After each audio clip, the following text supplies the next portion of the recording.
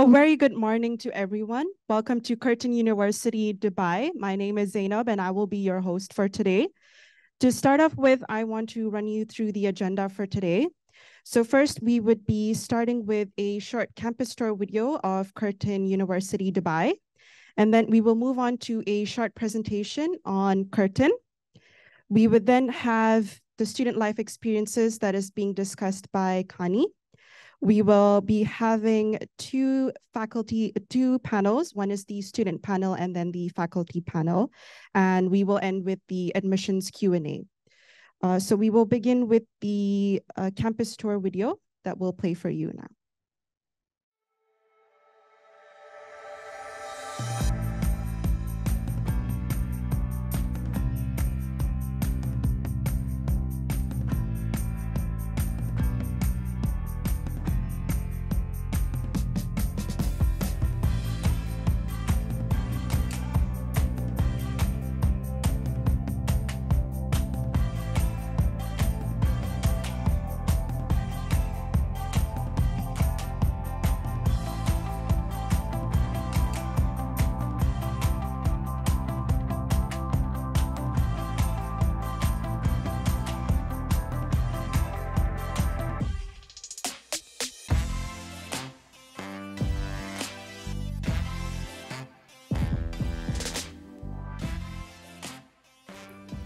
Hi everyone, welcome to Curtin University Dubai. My name is Ilsa, I'm from Pakistan and I'll be your tour guide for today. Whether you are a student, a parent, or a curious individual, I hope this tour gives you more of an insight of our university. Alright, let's start the tour. So over here we have... Oh, hi Elsa. Hi Connie. Are you doing the campus tour? Yep. Oh, in that case, let me take over. Hi guys, my name is Kani and I am from Iran. And I'm going to talk to you about the student life at Curtin University Dubai, which is the heart of our campus. So the student life is able to plan and execute several events such as the Hatta hiking tour, city lane tour, as well as paintballing trips, ski Dubai, and much more. Next up, we've got several study rooms at Curtin University Dubai. And these are small as majority of the assignments that are assigned to students are group study based. So groups of 3 to 4 students are able to work together and achieve their goals. Now I'm going to pass over to Faizan, who's going to talk to you about the Careers Hub. Hello everyone, I'm Faizan from India and let's take a tour of the Career Hub and Student Services.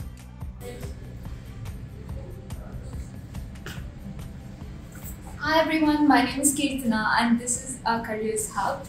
We've been able to provide internships for students up to 500 plus, and we have a 95% graduate placement rate. And it took us 946 coffees to work hard and also to place you. We receive a lot of requests for internships, but other than that, we also provide a lot of support with interviews, with your CV and with your LinkedIn, and almost any support that you need to work on your careers and your goals. Next up, we have our Student Services Center, our one-stop solution to receive all the necessary help you need to get your educational and career. Now, on to... Hi everyone, my name is Farah and I'm from Jordan. I will be showing you a bit more around the campus. Over here, we have our community lounge. You can eat here, chill with friends, have some fun. It's where you go during your break time. Now I'm going to be showing you the engineering lab. We also have an engineering campus that is separate from the university campus for our engineering students. So over here in this room is where engineering students have a lot of their classes. We also have IT labs, which I'm going to be showing you in a little bit. So I'd like to add that our engineering campus and our IT labs are built with state-of-the-art infrastructure that is very helpful for students. We have 2 computer labs in block 10, and right now I'm going to be showing you one of them, room 10.8. This is one of our computer labs. All students are welcome to come into this lab, make use of the equipment that we have to get your assignments done, get your work done, whatever. You are welcome at any time.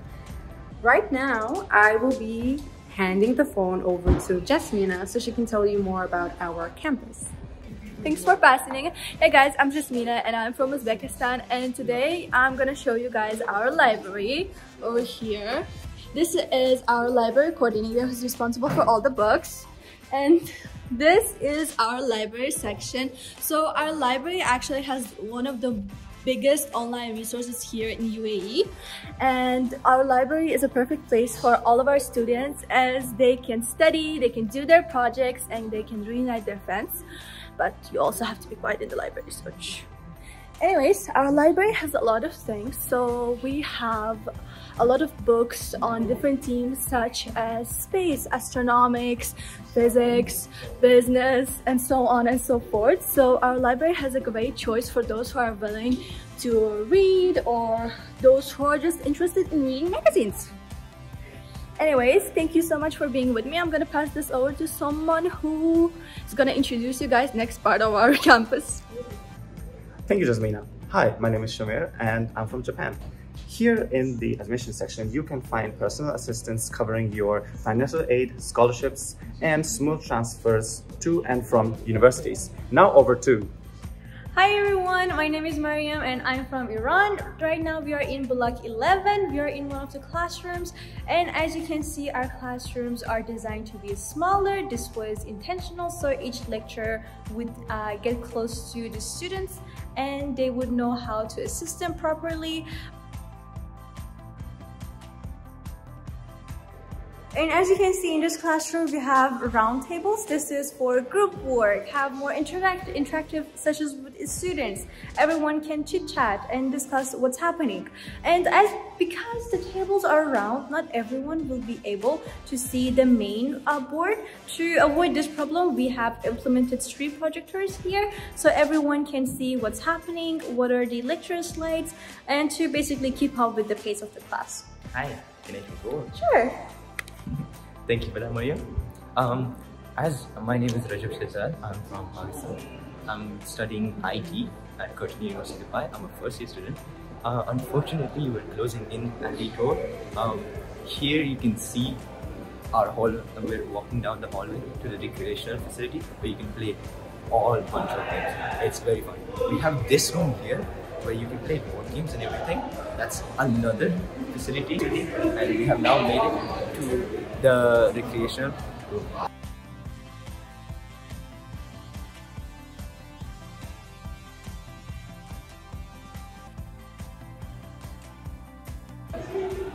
As you can see, it's packed up. I'm just gonna take back what's mine. Thank you for watching the campus tour, and we look forward to having you.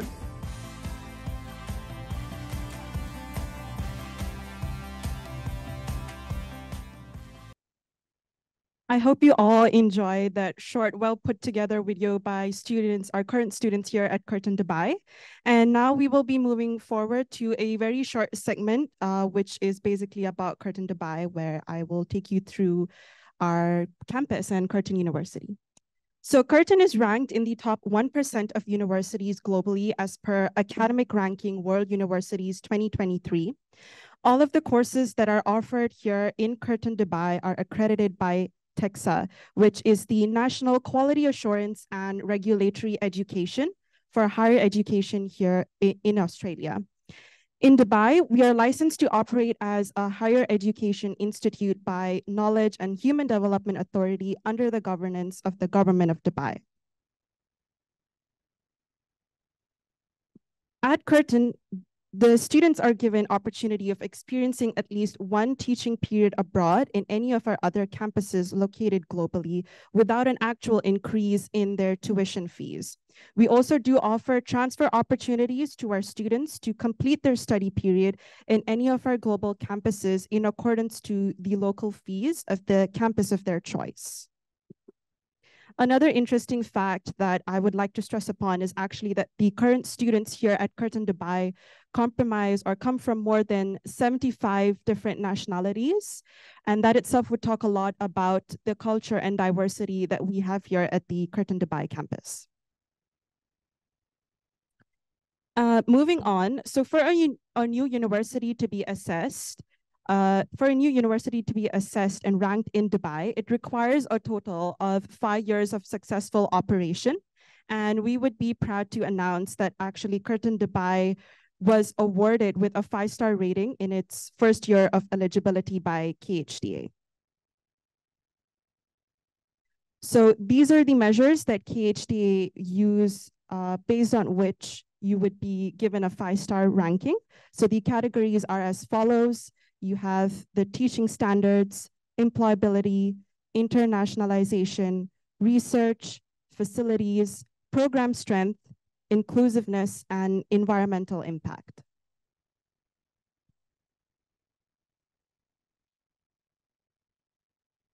Now, the courses in Dubai are just not limited to in-classroom activities. Curtin is known to bringing in industry practices, applications on classroom learnings in order for students to get the real-world experience. This is done via field trips, industry visits, internships, as seen in these images. We also offer industry-relevant courses with international recognition, making you job-ready upon your graduation.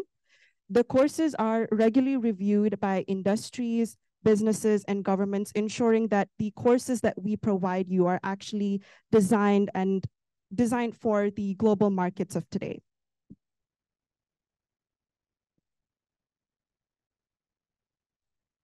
Now, the business programs that are offered by Curtin are accredited by top professional bodies as shown. So these are a few of the top professional bodies that the courses that we offer here at Curtin are recognized and accredited by. In addition, the School of Engineering holds an Engineers of Australia accreditation, which turns out to be a member of the Washington Accord. And the added advantage is that it actually allows students who are pursuing engineering to practice engineering after graduation without applying for a license.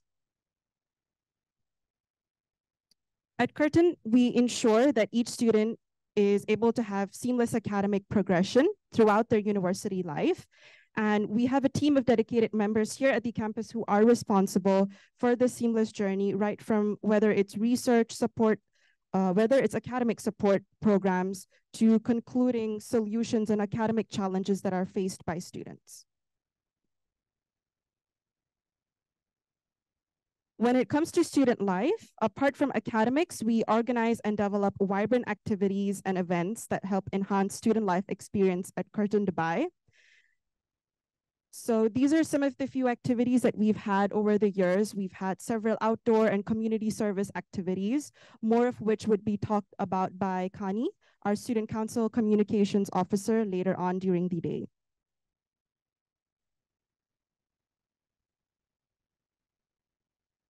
So careers at Curtin. At Curtin, we have a dedicated center for careers that is known as the Student Career Center. They work towards providing students with the required resources and facilities to ensure that students are able to develop their skills, secure internships and placements, and even expand their network. We were able to achieve a 95% placement rate, which basically meant that students were able to secure jobs 6 months, within the first 6 months upon graduation. In addition to this, Curtin conducts several activities that help bridge the gap between students and their employers. So one such initiative that was undertaken by Curtin Dubai is the Employability Series. So how it works is that we have numerous workshops that we have under the Employability Series that help in enhancing employability skills of students. So as you can see, these are some of the few workshops that we're having. CV writing, presentation skills, personal branding, interview skills. These things are basically skills that are looked upon by employers when you start to look for full-time opportunities, or whether it's even internship or placement opportunities when you're studying or after you graduate. The second activity that we have actually taken is the speaker series. So what happens is that we invite top industry professionals to come and meet students, provide their success stories, conduct workshops, and eventually become mentors to our students. And then we have Curtin Extra. So Curtin Extra provides official recognition for students who have made significant contributions to co-curricular programs. And the official recognition of their participation proves to be valuable when in demonstrating their skills and experience to potential employers. With the help of these initiatives, our students were able to secure internships and full-time jobs in some of the globally renowned companies as listed here in this slide. Now moving on to the programs that we offer here at Curtin Dubai. To start off with the pathway programs, these are the list of foundation programs that we offer in different streams. So you have business and humanities, hard sciences and engineering, information technology, health science and design, which is of course under KHDA review. Moving on to the undergraduate programs that we offer, under the business and management field, we have Bachelor of Commerce, which is offered in the following majors: international business, marketing, accounting and finance, which is the double major. And then you have it in finance, accounting, and finance and international business, finance and marketing, and international business and marketing. Then moving on to the Bachelor of Business Administration programs. So we have that majoring in digital marketing, workforce management, small business startup, tourism and hospitality essentials, and then innovation and entrepreneurship.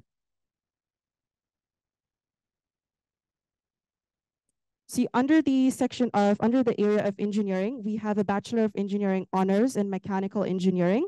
And then for IT and computing, we have Bachelor of Science in two different majors, which is cybersecurity and information technology. And under health sciences, we have Bachelor of Science, Psychological Science. And moving on, we have the arts section, which is where we recently introduced actually Bachelor of Design, majoring in graphic designing, animation and gaming, and then digital experience and interaction design.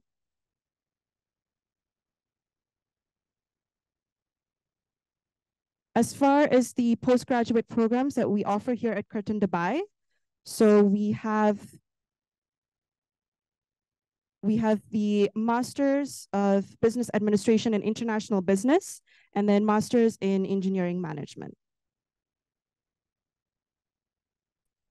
So here at Curtin, we offer scholarship and financial aid bursary opportunities to students to reward them for their academic excellence, support research, and also enable students from all backgrounds to realize their potential.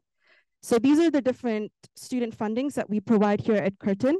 And as you can see, it's just not scholarship opportunities that we provide for academic excellence.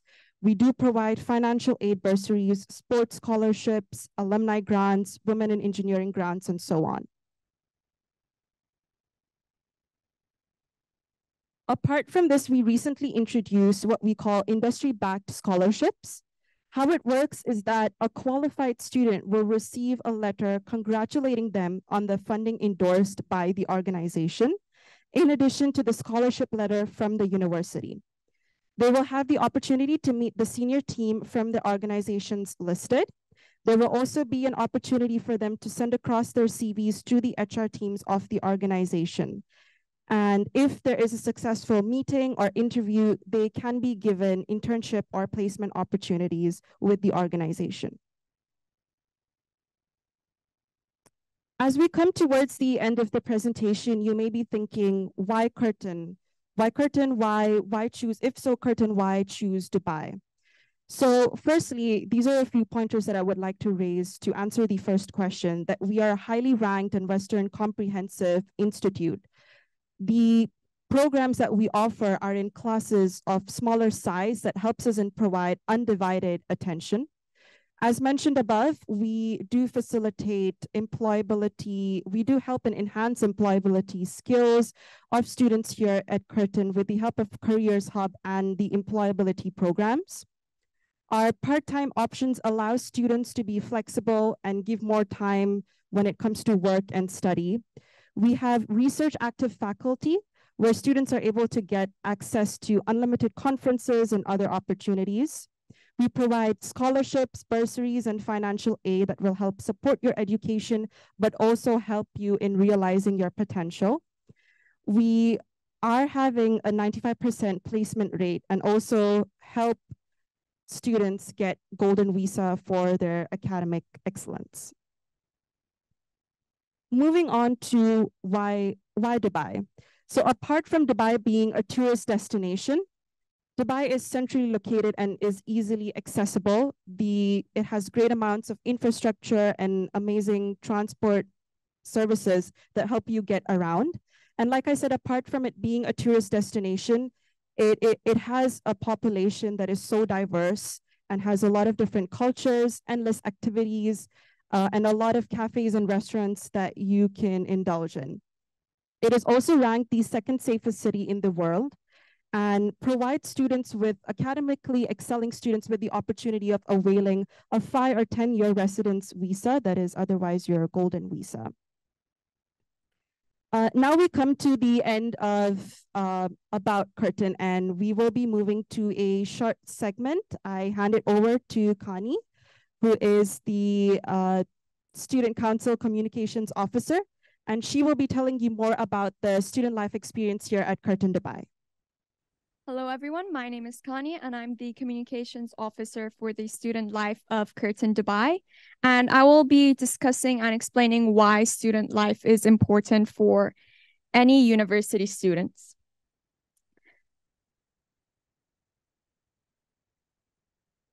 So at Curtin Dubai, we've got about 14 roles. We've got the president, the vice president, communication officers, as well as the digital communications officer, web comms, and many more opportunities for students to join in on. This is because we would like to offer students many opportunities to express themselves in many different ways, as well as path their pavement into becoming having more holistic experiences in their life. The main purpose of the Student Council and Student Life at Curtin University is to offer students a more holistic approach to their university experience. This is because we would love students to have a well-balanced and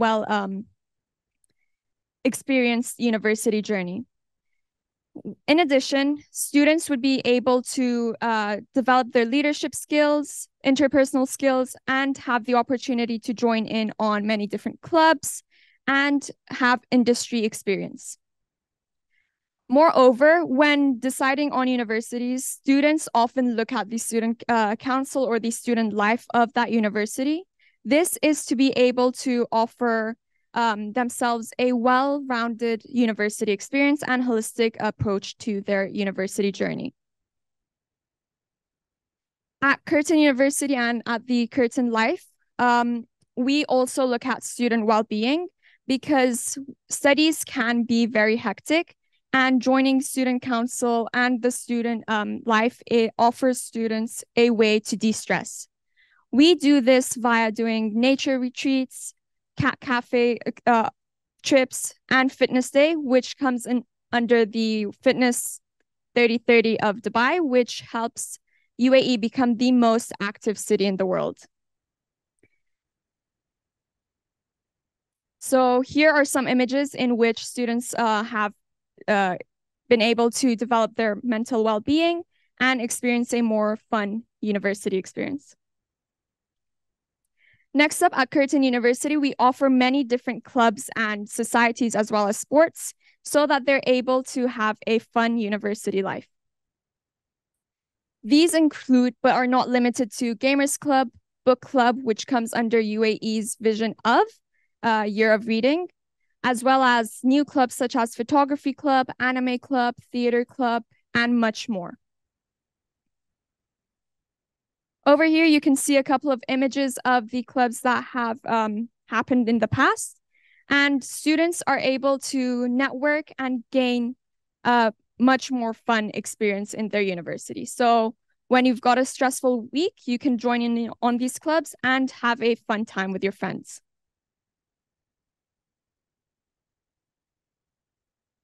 Additionally, we've got Curtin University Sports. So this comes under this also supports the UAE vision of Dubai 3030, which is helping with making Dubai the fittest city in the world.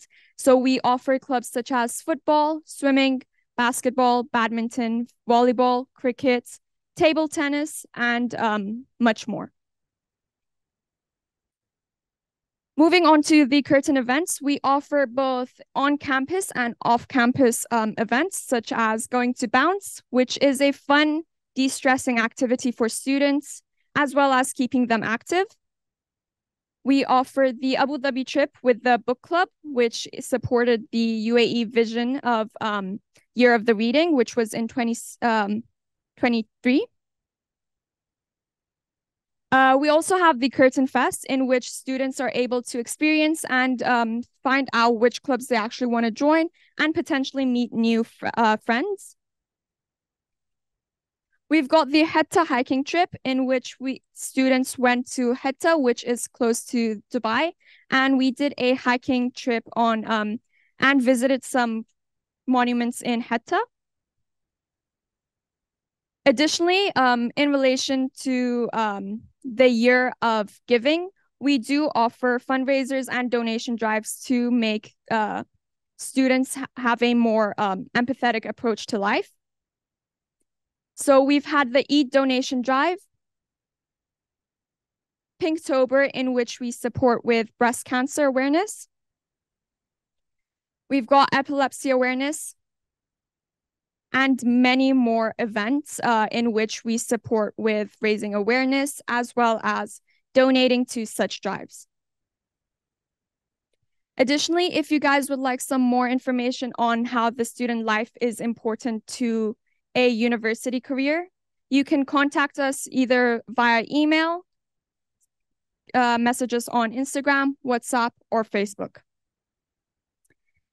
When it comes to student life, it's not just students. We've got a staff member who is able to support and help us out when it comes to planning and executing these events, as we really do want to make sure that students get the most out of their university experience and have a more holistic university journey. Thank you. Thank you, Connie, for that insightful talk on what student life experience is like here in the Curtin Dubai campus. Now, moving on to our next agenda for today, we are having the student panelists, and I invite you guys to take your seats. So Kirtana, Mian, Munira, Maryam, Shija, and Connie. Over to you, Mian. Thank you very much for that, Zainab. My name is Mian. I am the Vice President of the Student Council, and we will be having a student panel discussion today. We will also be answering your questions that you might have, so you can start asking your questions in the Q&A box below. And first, we'll start with the introductions of everybody. Kani, you want to go first? Hi, everyone. My name is Kani. I am the Communications Officer at Curtin University, Dubai, and I am currently studying and pursuing a Bachelor in Business Administration, specializing in small business startup, as well as digital marketing. Hi, everyone. My name is Munira. I'm from Sri Lanka. I'm currently the Psychology School Officer at the Student Council in Curtin University, Dubai. I'm pursuing my Bachelor of Science in Psychological Science, and I'm currently in my second year.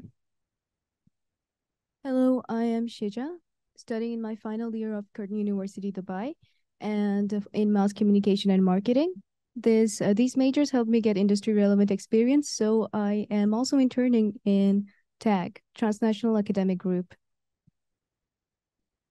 Hello, everyone. My name is Mariam, and I'm from Iran. I'm a foundation graduate at here Curtin University, Dubai. I'm also part of Student Council as Social Clubs Coordinator. I'm also running the book club.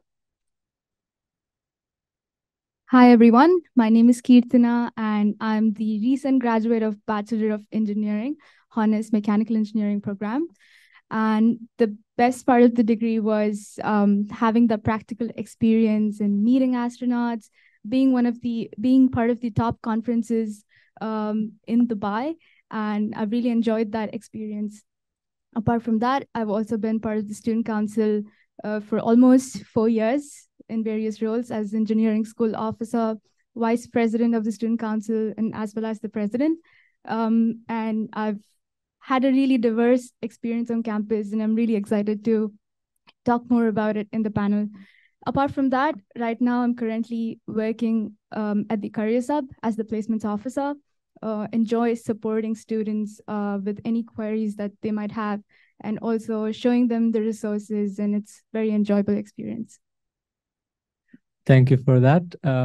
So we have one student from each of the schools, and each of them will be representing a school. And I will also be representing a school as well as moderating this discussion. I'm from IT school. I am doing my bachelor's in cybersecurity. I am a second year student, about to finish my second year. And so our questions have started coming in. Let me read out the first one, and then we can decide who wants to answer it. Can you describe the campus culture and student community here? So I'm currently an international student, so I think this question would be best for me. The campus culture here is very welcoming. It's a tightly knit community because our campus is, I think it's very, it's the perfect size, I would say. It's not too big, it's not too small. You know everyone, you know all your friends, you always meet new people. And it's very, I think I already said welcoming, but let me just say it again, very welcoming. When I came here first as a first year student, it was overwhelming to move to a new country. You don't know anyone, you don't have any friends, but Curtin made it a seamless opportunity. I came into campus and suddenly I'm talking to like 5 new people. I have 6 new friends. So it's a very good, diverse culture, I would say. Anybody else? Yes, all of you have to answer the question. For me, I grew up in Abu Dhabi, so it was not much of a big change for me, but still the student life is very accommodating. They have various activities like clubs to get used to people, get to know more people. So it has been an exciting journey so far. For me, coming from Iran, the culture of Dubai and Iran is very like closely. So I didn't had much of the culture shock here. But the people, as Monira also mentioned, has been like very welcoming. The students, also staff, I had sometimes dealing with little issues both academically and personally, and the staff here has been very helpful with helping me dealing with these problems. And sometimes I also had academic issues. I got in touch with a student success center and they would help me in that regard. And apart from that, I also enjoy the societies and clubs that we have. I found it very interesting. It's a little community. All of these clubs, you meet new people, you interact with them, you network, and you make memories that are gonna last forever. I was an international student. Dubai was very new for me, and it was the first time coming out of India even, and being in Curtin and studying with all of these guys, it was completely new for me. And I want to take the chance to appreciate all of these guys here. They are part of the student council. So for me, student council was really important because as soon as I came to the university, they were the first people I got in touch with for anything. Almost enrollment was very new for me. I didn't know what units were. So all of these concepts were completely new for me and I didn't know how to go about it. And they were the first people who made it really easy for me. And yeah, we are very supportive here. Everyone's so welcoming. The staff is amazing, even the admissions officers. So you know where to go for when you're really lost, and I that was a very important factor for me when I started here.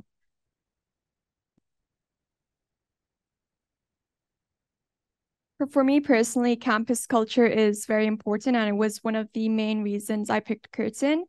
I initially started off wanting to go to the US, however, I did not, and eventually ended up applying to the UK and studying an entire semester in the UK in London. However, I did not feel the campus culture being something I was very comfortable with. As a student, as a person who grew up in Dubai my entire life, I felt more at home here at Curtin and in Dubai. And my admissions officer was supporting me throughout my entire journey. Even though I did end up going to the UK, I was able to get in contact with my admissions officer very easily and have a seamless transition from the UK back to Dubai to Curtin. The staff were all helpful. Admissions officers were helpful. So are the student services. They're all helpful and were able to guide me as to what subjects I should pick and what units I need to enroll in. Additionally, it is a very tight-knit and cozy community here at Curtin. And the amount of students in each class is very fair, and each student gets that one-to-one connection with the teaching faculty. And we're able to develop that connection with them in order to get the best out of our education. And that basically aligns with the SDG goals of having a quality education in life. Thank you for that. That pretty much sums up the campus culture here, I would say, but I have one thing to add. Whenever a semester starts, whenever we have a new intake, we have these amazing activities to have these new students interact with the old students. So that way we can make new friends. For example, on the first day of campus, the very first thing you do is a welcome breakfast. So the first thing you've been given is a warm welcome to the campus. So that is the one thing I really, really love. The second thing that we do is speed networking. And I know like half of the new students that join, whoever they met on speed networking was their tight-knit friend group later throughout the years. So that is one of the, let's say, one of the most important activity of the trimester, even though it might just be silly games. Yeah, silly games basically. And you just have those funny connections and it just goes a long way, honestly. Okay, we have a lot more questions. Let's go with this one. Where do students live on campus and off campus, and what are the dorms like? So as I said, I'm an international student and I live in dorms. We have dorms around campus. So it's not on campus, but it's very close by. I think there are 3 around campus, the Myriad, KSK, and UniNest, also known as UGO now. Actually, Curtin is affiliated with UGO, so you get major discounts for the dorms, just saying. Myriad is also affiliated now, if I'm not Myriad mistaken. is also affiliated, and that is where I stay. So the culture in the dorms is amazing. It's very new because I come from Sri Lanka, and if you know Sri Lanka, it's not a dorm life. It's very family life, right? So I come into the dorms, and very much like Curtin, it was very diverse, very welcoming, and it's very convenient. It's not too far from campus. You can even walk during winter. You don't want to walk during summer, but you can walk during winter. They provide transportation, which is included in the rent, and the rent is not too high. It's perfect, and you have a lot of facilities. You have sports, gym, and pool. Whatever you want to do is available to you. We even have an arcade, which I think I should use more now that I'm talking about it. Anyways, that's the dorm life. Me personally, I have a family member that lives in Dubai. My whole family lives in Al-Ain. That's a different city. It's an hour and a half drive from here. But I have my uncle who lives here in Dubai, and that's a 30 minutes drive. So relatively closer than my 1.5 hour drive. So that is where I live. It's also much more affordable to stay here in Dubai rather than going every day to Al-Ain. So that is where I reside.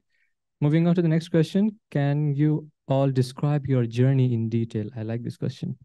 Go first.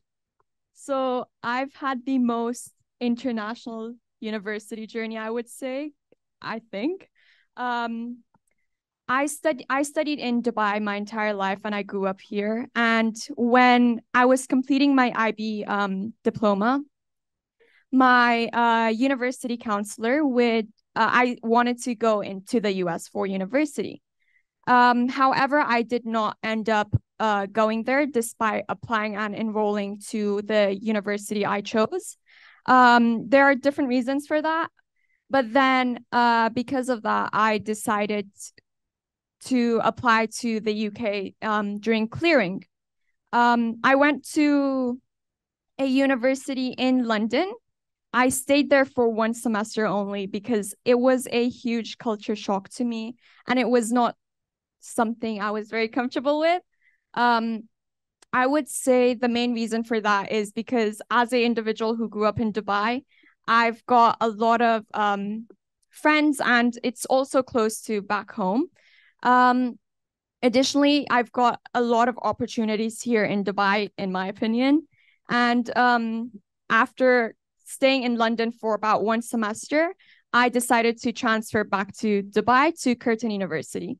The main reason I picked Curtin University is because I did have an Excel spreadsheet with all of the universities I wanted to apply to. There were about 52, way too long. But Curtin University was the one that stood out the most to me because of how accommodating and nice the staff were. My admissions officer was helping me throughout my entire journey, even though I did not pick Curtin at the beginning. But he really helped me realize why I should actually pick Curtin. And when I came to the orientation day on January 2023, I actually felt a sense of community and like a family, and it was really nice for me. And that is my university journey so far. And yeah, I did do the foundation program here at Curtin, and now I've moved on to doing a BBA in digital marketing and small business startup. Wow. So my journey started, so I studied in Sri Lanka my whole life, and I initially planned to go to Canada for my degree, which obviously I ended up not doing. And I made the decision to study in Curtin. Now, Connie had an Excel sheet, I had a Notion sheet, same thing, about 13 universities that I wanted to apply to, and I ended up choosing Curtin. Some of the main reasons, my admissions officer was amazing. He was there from day one. I was so confused with my journey. I was very sad about not going to Canada, but at the same time, I was like, okay, I want to go to another country. I was applying to Malaysia, Dubai, everywhere possible. Again, Excel sheet. So the main reason was my admissions officer was very accommodating in the sense that if I had even the smallest question, I would go to him and he'd be like, don't worry, calm down. This is what you can do. That was one of the reasons. Another reason was the dorms were very good in the sense that they were clean. They have different partitions for boys and girls. My parents were very into that. And the culture in Dubai is very safe. And as a woman who's coming in from a different country, my parents want me to go to the safest city. So that was also one of the reasons that I picked Dubai as an international student. And from there, my journey was seamless. And I'm now studying in my second year in psychology. It's been great. My journey is kind of similar to their journey. I also applied to multiple universities before. I also applied to Canada as well, but I did not end up going there because it was near the end of 2020, so lockdowns were still in place. So it was pretty confusing. But then I heard from a friend about Curtin University, and they said it was really good. I checked up on it and said, yeah, it's also in the safest city in the world. And if I'm going to be living alone over here, then it's a better option for me. Plus, the programs they offer are very good. Like I'm studying marketing and mass communication, and so far my journey has been great. And I really like that the admission, as they have all stated, was very seamless process. So yeah, that's why I like Curtin University. I also fall under the international students, even though I live with my family here, they moved with me.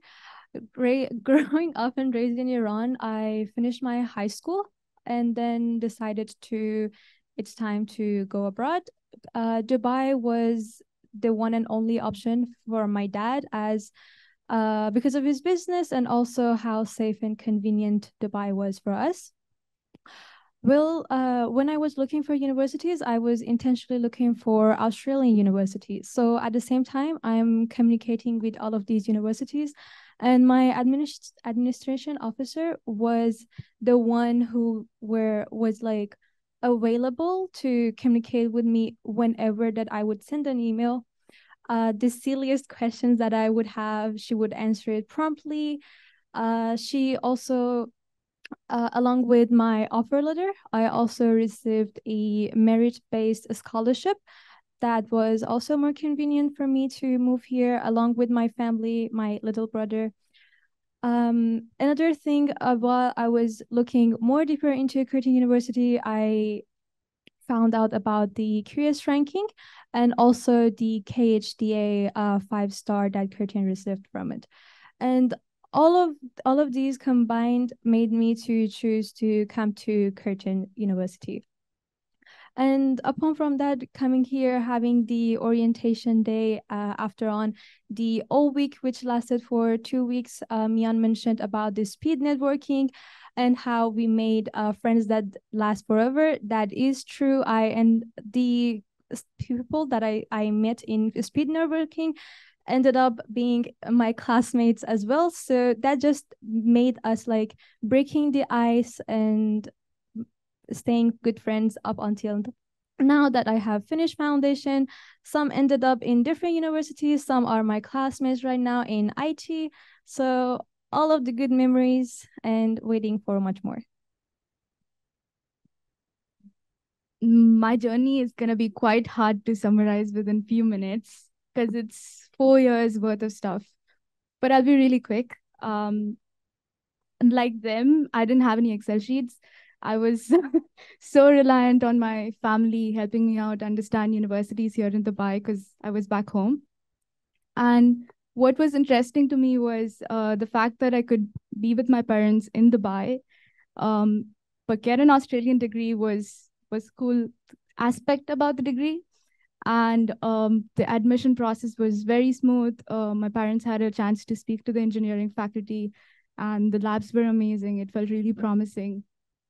And I thought I'd go with the decision they made for me, and I was really happy with it, excited about it. So once I came here, it was very easy. Everyone, the staff, the student council, the professors, everyone made this journey very amazing for me. I started out as an active student, engaging with student life activities like all of these guys mentioned, and other activities at uni as well. Slowly started doing internships on campus, off campus, and receiving scholarship awards for almost 3 years, which are 100%. And it just went on, and I've had really great experiences meeting astronauts, having a call with astronauts along with my friends, which was very exclusive to the students of engineering, and doing projects, collaborating with faculty. It was quite amazing, and I'm confident right now to take on my next step, having a very huge portfolio of work and also following my passion for pursuing aerospace engineering. I'm really thankful to everyone here because it was a quite an amazing journey. It's hard to just summarize within a few minutes. I definitely recommend you all go check what Curtin Dubai is doing on the Instagram page. It pretty much has everything. And I'm really fortunate to be involved with the university. If we look closely, Kirtana might have tears of joy in her eyes. Summarize within a Yeah, few I get minutes. it. So similar to Kirtana, I also did not have an Excel sheet or a Notion sheet. One thing I did know was, since I was already in the UAE, I said I would study anywhere else in the world but the UAE because I wanted to get out. I wanted to see the world. So, but then I looked at Curtin and the offers that they provided, the staff, the faculty, the facilities, the scholarships, the like every single thing that they provided. Transfer programs, yeah. That was one of my selling factor, by the way, that I would have one of my semester in a different campus in a different country. So yeah, everything was so very well laid out for me, like it was given to me in a silver platter, because I was also relying on my parents to enroll me into a university since I am a first child and nobody before me. So I didn't see anybody going to a university before. So I was just looking at my parents with hopeful eyes, so that I would just go somewhere. And since we come from high school, everything is already set out for us, right? So getting into a university, it's a whole different experience. You have to do everything by yourself. So I got into Curtin. I was contacted by the admissions officer, and the admission process was so easy.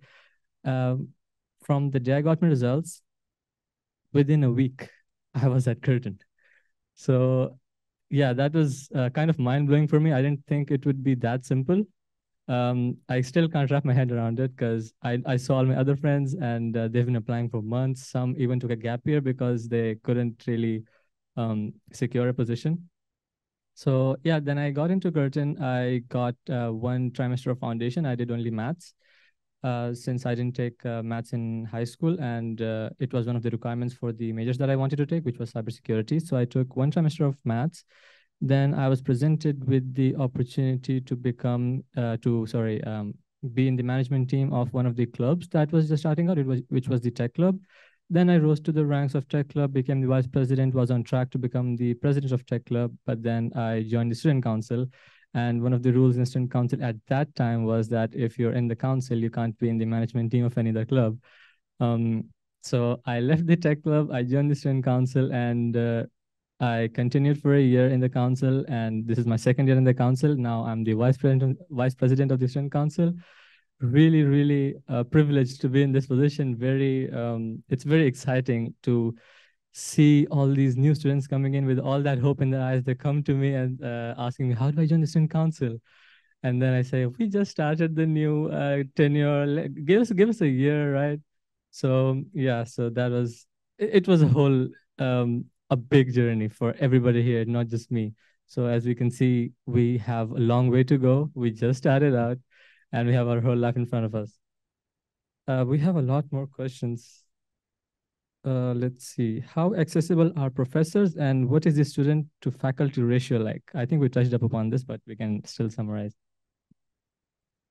I can talk a little about this. So as you know, and you've seen in our campus tour videos, our classrooms are smaller, and that's how we can have a one-on-one interaction between staff and student. Additional to that, our lectures are available via email, and they would also provide you with their timings that they're available on campus, or if they're off campus, they would most of the time be available for a quick Zoom meeting if the student is required for further attention. So our staff are very available in that regard. We also have access to our let's say like our senior students. Those are also provide peer tutoring. So if the lecturer is not available, you have a student who has passed that class with flying colors, so you can also get in touch with them and use their experience as well. I'd like to say that not just for clarifying your doubts in your class and things like that, especially my faculty have been really, really helpful for me. Then I had a chance to speak to them about what I wanted to do, what I'm supposed to be doing in the degree. And they've been really helpful in helping me understand what are some of the things that I needed to do. And I was very enthusiastic about the aerospace industry while I was studying mechanical engineering. So whenever my professor found something related to that, I'd get emails about it, sometimes, immediately forwarding it to me. And that was really special because I could immediately grab on that opportunity and make use of it. I think that's very rare. And I'm really thankful for everyone, from the management to the professors, faculty, friends, colleagues. Everyone are supportive of anything that you might need. And that is something really valuable from the Dubai campus. For the staff being more accessible, I can say that it is 100% true, because throughout the year, I've had multiple doubts about many things in many subjects that I was taking. And every single time when I emailed the professors about anything, they would immediately reply within like 1 to 2 days and give me details of exactly what I was asking for. They would also ask me to schedule a meeting in case I had more doubts. So apart from that, even the faculty, I contacted them multiple times to clear my timetable or clashing timetable. And they've been very accessible and very helpful in doing that and solving the problem immediately. So far, it has been a very seamless presence of communication between students and staff. So I think they touched on all the accessibility points. I would also like to add that our program head, especially in psychology, every time she gets an opportunity, it's an immediate forward to us. It's an email, it's a WhatsApp, whatever it takes for us to get more involved in the industry. She also shares her connections, her network opportunities. So as a psychology student in the UAE, it's just been a seamless experience so far because I've had internships, volunteering opportunities, and everything from whatever you need as a university student, So our staff and especially our program head is very accommodating with that. They always give us opportunities where we can present ourselves as university students and get more industry experience, which I think is very important. Everyone would agree. So that's been a really special, as she said, communication between the faculty is amazing. Everything is really good in the sense that especially, and everyone touched upon that, but our class sizes. We have a smaller class size, and I think that's very special because we can discuss what we think, our opinions, we can have criticisms with the presentations. We have everything available to us in resources. So we go through the presentations before class so we can actually have more discussions in class. And I think that's really special. So I would like to say that most of the classes here at Curtin are 30 to 1. So there's about 30 students and 1 teaching staff. And if I'm not wrong, the business school is the one with the largest batch. So we've got a lot of students from business and I believe IT as well. And so you would think that would be hard to contact the teaching faculty. However, I've had, with this being the first week back to uni, I've had the staff tell me that if you ever do need anything and you cannot reach us via email for any reason, we can literally stop them in the hallway and talk to them, which I don't think any other university would allow that. And they'd be like, email me for a time or something like that. So I personally really appreciate that from the teaching faculty. Additionally, I've had, whenever I've emailed, I've had staff reply to me within minutes at times, which I really appreciate, especially if the deadline is really soon. And I've not had a chance to go and talk to them one-on-one, which is something that everyone should really consider, because not all teaching faculty in other universities would do that. I do have experience with that. So I really appreciate the time and effort that all of the staff members put into for the students and how they are able to support us in any way and mode possible. Additionally, with most of the schools, we get industry-related opportunities.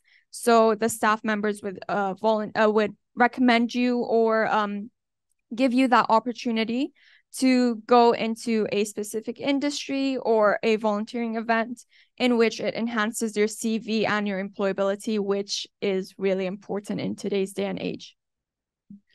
That was, the unique points that our campus specifically has. So the hall that we're sitting in right now is usually divided into 2 different rooms. Both of them can accommodate about 50 students, I think. But we don't max it out. We always keep max 30. And if we have more than that, we split it into different batches throughout the day. So class size is one of the biggest things that I personally love because I really don't like so many people in the same class with me, because then the attention is so divided that the teacher can't really concentrate on a student. The teacher would just rush the lecture through to just get over with it because it gets exhausting. So small class sizes, personally, my third year classes, one or two units that I've taken for third year have limited students because it's a third year batch. So the attention that everybody gets is individual. So the teacher comes to each student and personally asks, is this clear for you? I remember I had maths classes, and maths specifically, if you are stuck on one thing, the next thing is not going to make sense at all. So our lecturer, I love him so much. We would have extra classes in the week because he would make sure every single student understood everything. Because if even one or two students lag behind, then the whole class will just lag behind. So the students helped these other students to understand the whole lecture, which I really loved. And everybody in the class got good marks because of that. Uh, Other units, it's different because you have to memorize stuff and you have to practice stuff. But maths, we all know how maths goes, so everybody has to understand maths. Okay, let's move on to the next question. Ooh, could you describe? Okay, before we move on to the next question, we have another representative from the IT school. Ali Omar, would you like to introduce yourself? Hello everyone, Ahlan fikum. I'm from Jordan and I'm studying cybersecurity here in Curtin University. Currently, I'm in my last trimester and I would love to share my experience with you all. Thank you for that, Ali. So let's move on to the next question. Could you describe social life outside of campus, going out or activities you would usually do with friends? Who wants to start this amazing question? Let's go, Kani. So I've lived here my entire life, so I would say I'm relatively very familiar with Dubai, especially downtown Dubai. I would say I'm very familiar with the area, despite using Google Maps every day to get to uni. I believe that UAE has a lot of social places for you to connect and meet up with friends, such as cafes, restaurants, even amusement parks. In the UAE, more specifically Abu Dhabi, we've got the Ferrari World amusement park, which I believe has the fastest roller coaster there. And many people do go there for fun and amusement. Additionally, we've got many concerts and events such as music festivals available here in the UAE, such as Red Fest. And all of these are fun for you and your friends. There are many university student discounts at restaurants, shops, outlets, etc. So, for example, one of the cinemas in the UAE, every Monday, students get a student discount. So you get a free, so you get your movie tickets and your drinks and your snacks for a discounted rate rather than paying an overpriced price. Unfortunately, that is a disadvantage of the UAE, especially Dubai, with everything being overpriced. But students do get that opportunity to have a student discount, which is very important for not only local and domestic students, but also international students. Additionally, transport is very, very easy. Whether you're driving in a taxi or using the metro, the tram, or even the bus, it is very accessible for all. Most places are about 25 to 30 is about a 25 to 30 minute drive. So from home to uni, I take about 25 minutes. And there is a metro or a bus station around every corner of Dubai. I know more about Dubai rather than the other cities in the UAE, but I believe there the other panelists here would know more about them. Additionally, public transport is very safe here, so that is a very important factor when it comes to going out with your friends. You would like to stay safe when you're out and about. There are cameras available in all of the taxis, buses, as well as metros, so you do know that you're getting to your destination safely. Additionally, if you were to book via the apps such as Uber or Careem, you can share your location status with your friends so that they know that you're getting to your destination. So that is a very important factor when it comes to going out. And on TikTok or Instagram or whatever, You're able to find student discounts and student opportunities. Moreover, there are student credit cards here in the UAE in which you get amazing deals and offers. So I believe there are live accounts or the Ziwa account in which students are able to go out and get discounts when they're out with their friends. We've got many places for students to and individuals to gain experience and have fun at the same time, such as volunteering experiences or internships. And most of these they can go and do with their friends and have a fun time.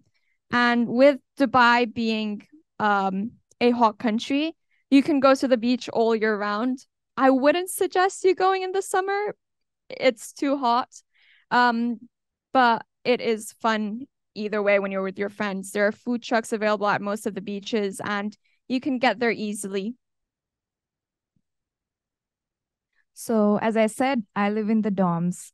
So outside of university, I also have a dorm life. So that's a good social life, I would say. And aside from the events which I always attend in university, my dorm also does events such as welcome parties, trips to the beach, as Karni said. It's every week there's an event happening, either at university or in my dorms. So I'm always occupied. That's not an issue. Aside from that, I've also gone on trips with my friends to Abu Dhabi, which has been really fun. We went to one of the theme parks, Warner Bros, and the palace and all of that stuff. So with respect to having a social life outside of university, it's very fun. And with regards to public transport, because I personally don't have a car, it's very accessible. It's very safe. I've never felt unsafe going in public transport. So it's a major factor when you're an international student, you live alone, you don't have family here. One thing you want to be is safe, and Dubai is safe. So you don't have to worry about that. And your friends, if they're worried about you, they don't have to be worried about that either. But if you can get friends with a car, I would recommend it.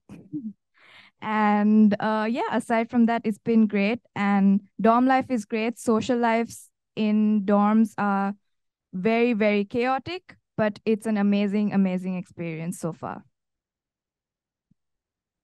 As I mentioned before, I grew up in Abu Dhabi, so I do not have much experience living in Dubai so far. I've only been here for 2 years, and I haven't been living here completely. I go back to Dubai on vacations.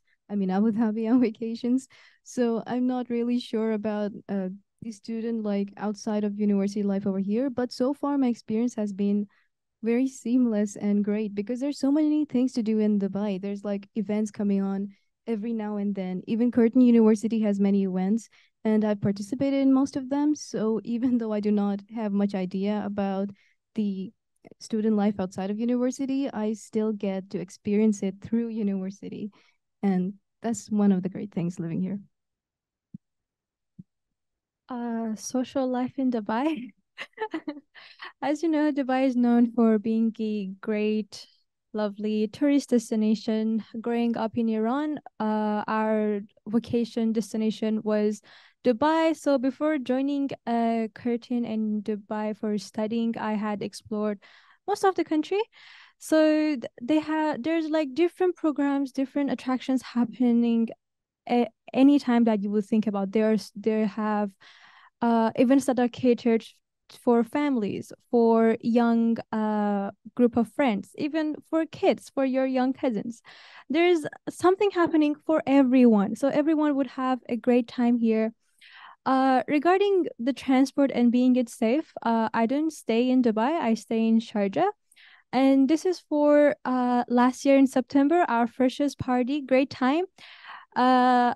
And I reach our university transport provides it to after any event they will provide it to certain metro stations, and for Sharjah people they drop us at Sahara Center. So it's around 12 a.m. I call my dad, can you please pick me up? And he's like, get on a taxi, why should I come and pick you up? If it was in Iran that wasn't the case. He's like, 8 p.m. Where are you, Mariam? Come home. It's dark outside. But it's 12 a.m. and my dad is like, I don't care, just get a taxi, you'll be fine. So you'll be safe, you would have support here. And yeah, hope you guys will enjoy it. Yeah, I can relate to that with public transport as well. I was living in Ajman, and I think we had a student council meetup. And once that was over, me and Ali Omar, we took the bus. Took us about two, 3 hours. So yeah, my parents are really comfortable with however late it is because just like Dubai, UAE itself is very safe. But other than that, they've covered most of the stuff. But Dubai winters are great. We are really looking forward to the December this year. There are so many outdoor activities to do: scuba diving, skydiving. These are all great. These are something that you should not miss in Dubai. Hatta is a great place to go if you really like hiking, rock climbing, things like that. We have a lot of adventure sports too. So yeah, that's scuba diving was something that I did and I loved it, and hiking too in Hatta. So yeah, that's my experience apart from everything that you guys discussed. So if we talk about social life, I don't think even the whole day would be enough to completely cover it. Personally, even though I have a car, I don't really go to places because university, it has so much already. I don't really feel the need to go anywhere because Monday there's an event, Tuesday there's an event, Wednesday there's an event, Thursday there's an event, Friday maybe because Friday prayer, and then in the afternoon after the Friday prayer, every 2 weeks we have an event, outdoor event, yeah. And Saturdays sometimes, not always, maybe once a month, I think. But yeah, see, all these days get covered already with events, and whatever social life I get, I leave university at 5 or 6. I go to the student dorms. My friends live there, and we have arcade there. We have foosball there. We have gaming PCs there. We have internet cafe there, and everything is there. So I don't have to like go out of my way to go anywhere else. But whenever I do go, there are places where you can visit for free. For example, the beach, the museum, the palaces, other cities. Like Kirtana mentioned, Hatha. So university, we went to Hatha hiking. One of the best experiences I had. And then last trimester, we went to Alain City tour. We went to the zoo. We went to Jabal Hafid. We went to a lot of different places. And then also last trimester, we went to Abu Dhabi. Yeah. So Mariam led that trip, and they went to the largest book fair, which was a floating book fair, largest floating book fair. Sorry. Yeah. So everything, it just happens. You don't even need to plan it. It's planned for you. It's given to you. You just have to come and register. So, Which, if you go with university, it's discounted. oh yeah, university it's discounted. So Hatha was completely free. Uh, I don't know how it was free because it was so much fun. Uh, The Alain trip was heavily discounted. And then we have a freshers party coming up, also heavily discounted. Then we have a paintball trip coming up, also heavily discounted. We have so much coming up, already so much discounted. So I think for ice skating, you have to pay 50 dirhams if you're going on your own. But when we went to ice skating with university, we paid 15. So yeah, we don't have to go on our own. We can just go with our friends. That's what we want, right? Just go with your friends to the place. So that's my social life. Plus transport is provided, free transport, exactly. And it also drops you from, sorry, takes you from uni, drops you back to uni, and some metro stations close to that place. So because most people take the metro home, so it drops you to metro. You can also take the bus from metro stations, and that's the Dubai life. What else can I say? It's the world's best tourist destination. Nothing else to add there. Okay, let's move on to the next question.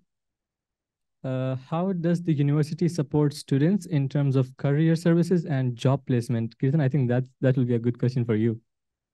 Um, from the student experience, my first internship was when I was in the second trimester of the university. And the way I got it was a professor took us for an industry visit to a maker space called the Assembly. And I've have had a chance to engage with them, know about other stuff they do. And I was like, okay, Saturday, I'll go for another workshop. And I did meet the manager there. I was just telling them I was so excited. I came before and I'm looking forward to come again. And yeah, the best part about the university careers is they teach you how to engage with the potential employers. And that I think is very, very important, other than the usual job search strategies. So that's how I got my first internship. I got some experience, and I wanted to build more experience during COVID too. I did an internship with the university itself, with almost every department that I can think of except the finance. Um, so yeah, it's been great as a student. And almost when I got to my final year, again with the careers up, I got my mechanical engineering internship with a French defense company. It was a great experience working with like top leaders in the company in the same office, sitting with them and getting their mentorship too. It was pretty great. And finally, it was a paid opportunity and was almost a whole 1 year experience. And at the end of it, I delivered a project for them. It was quite amazing. As I'm graduating, I have a portfolio of something that I did, and it's great. And I think most of you can relate. You've been on internship programs, and so many other different opportunities too. So I want to give it to you guys to just share your experience about the careers. Aside from all of these careers, also throughout the trimesters, they have the employability series where they would have different topics: what to do as an intern, how to network, how to build up your CV. So you attend all of these workshops. As a foundation student, I was like, okay, I'll attend everything and see what's going on. That's what I did. And through careers, we got to attend many volunteering gigs, both inside uni, one of the biggest one being Business Cup Challenge, which happened in the first trimester that I joined uni as a foundation student. I get to volunteer for this big event. It got me the opportunity to talk to these new students, get out of my shell, practice my English even. I spoke of Farsi my entire life, so that was also great.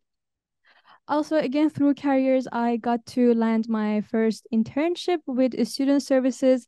It's a paid internship. The most recent one was we had a volunteering gig for a great cause, Break the Ceiling, Touch the Sky. The event was very inspiring, great speakers. I get to listen to their guest speakers, to their panelists, my Farsi part, to the panelists, and learned so much from these industry leaders, women in power. I got to have these lessons, listen to these people through careers, because they provide us with such opportunities, which is really great. I have just finished my foundation. I'm in my first year and I already have a great CV to show it. So I'm really happy about it. Kirtana, since you're also the placement officer, can you also just brief us on what the careers department does and what are the opportunities available and how the process goes? Careers department, even before I joined the department, they are on your inbox almost every day. I mean, students receive a lot of job opportunities, internships, even alumni. Like we are on their mailing list. So the thing is that as much as we offer these job opportunities, internship opportunities, we also take that time to provide support one-on-one. Like the first thing we do is we get to know the student, what they want to do, what course they're taking, trying to understand that and helping them with their CV, how to approach companies, discussing different strategies and things like that.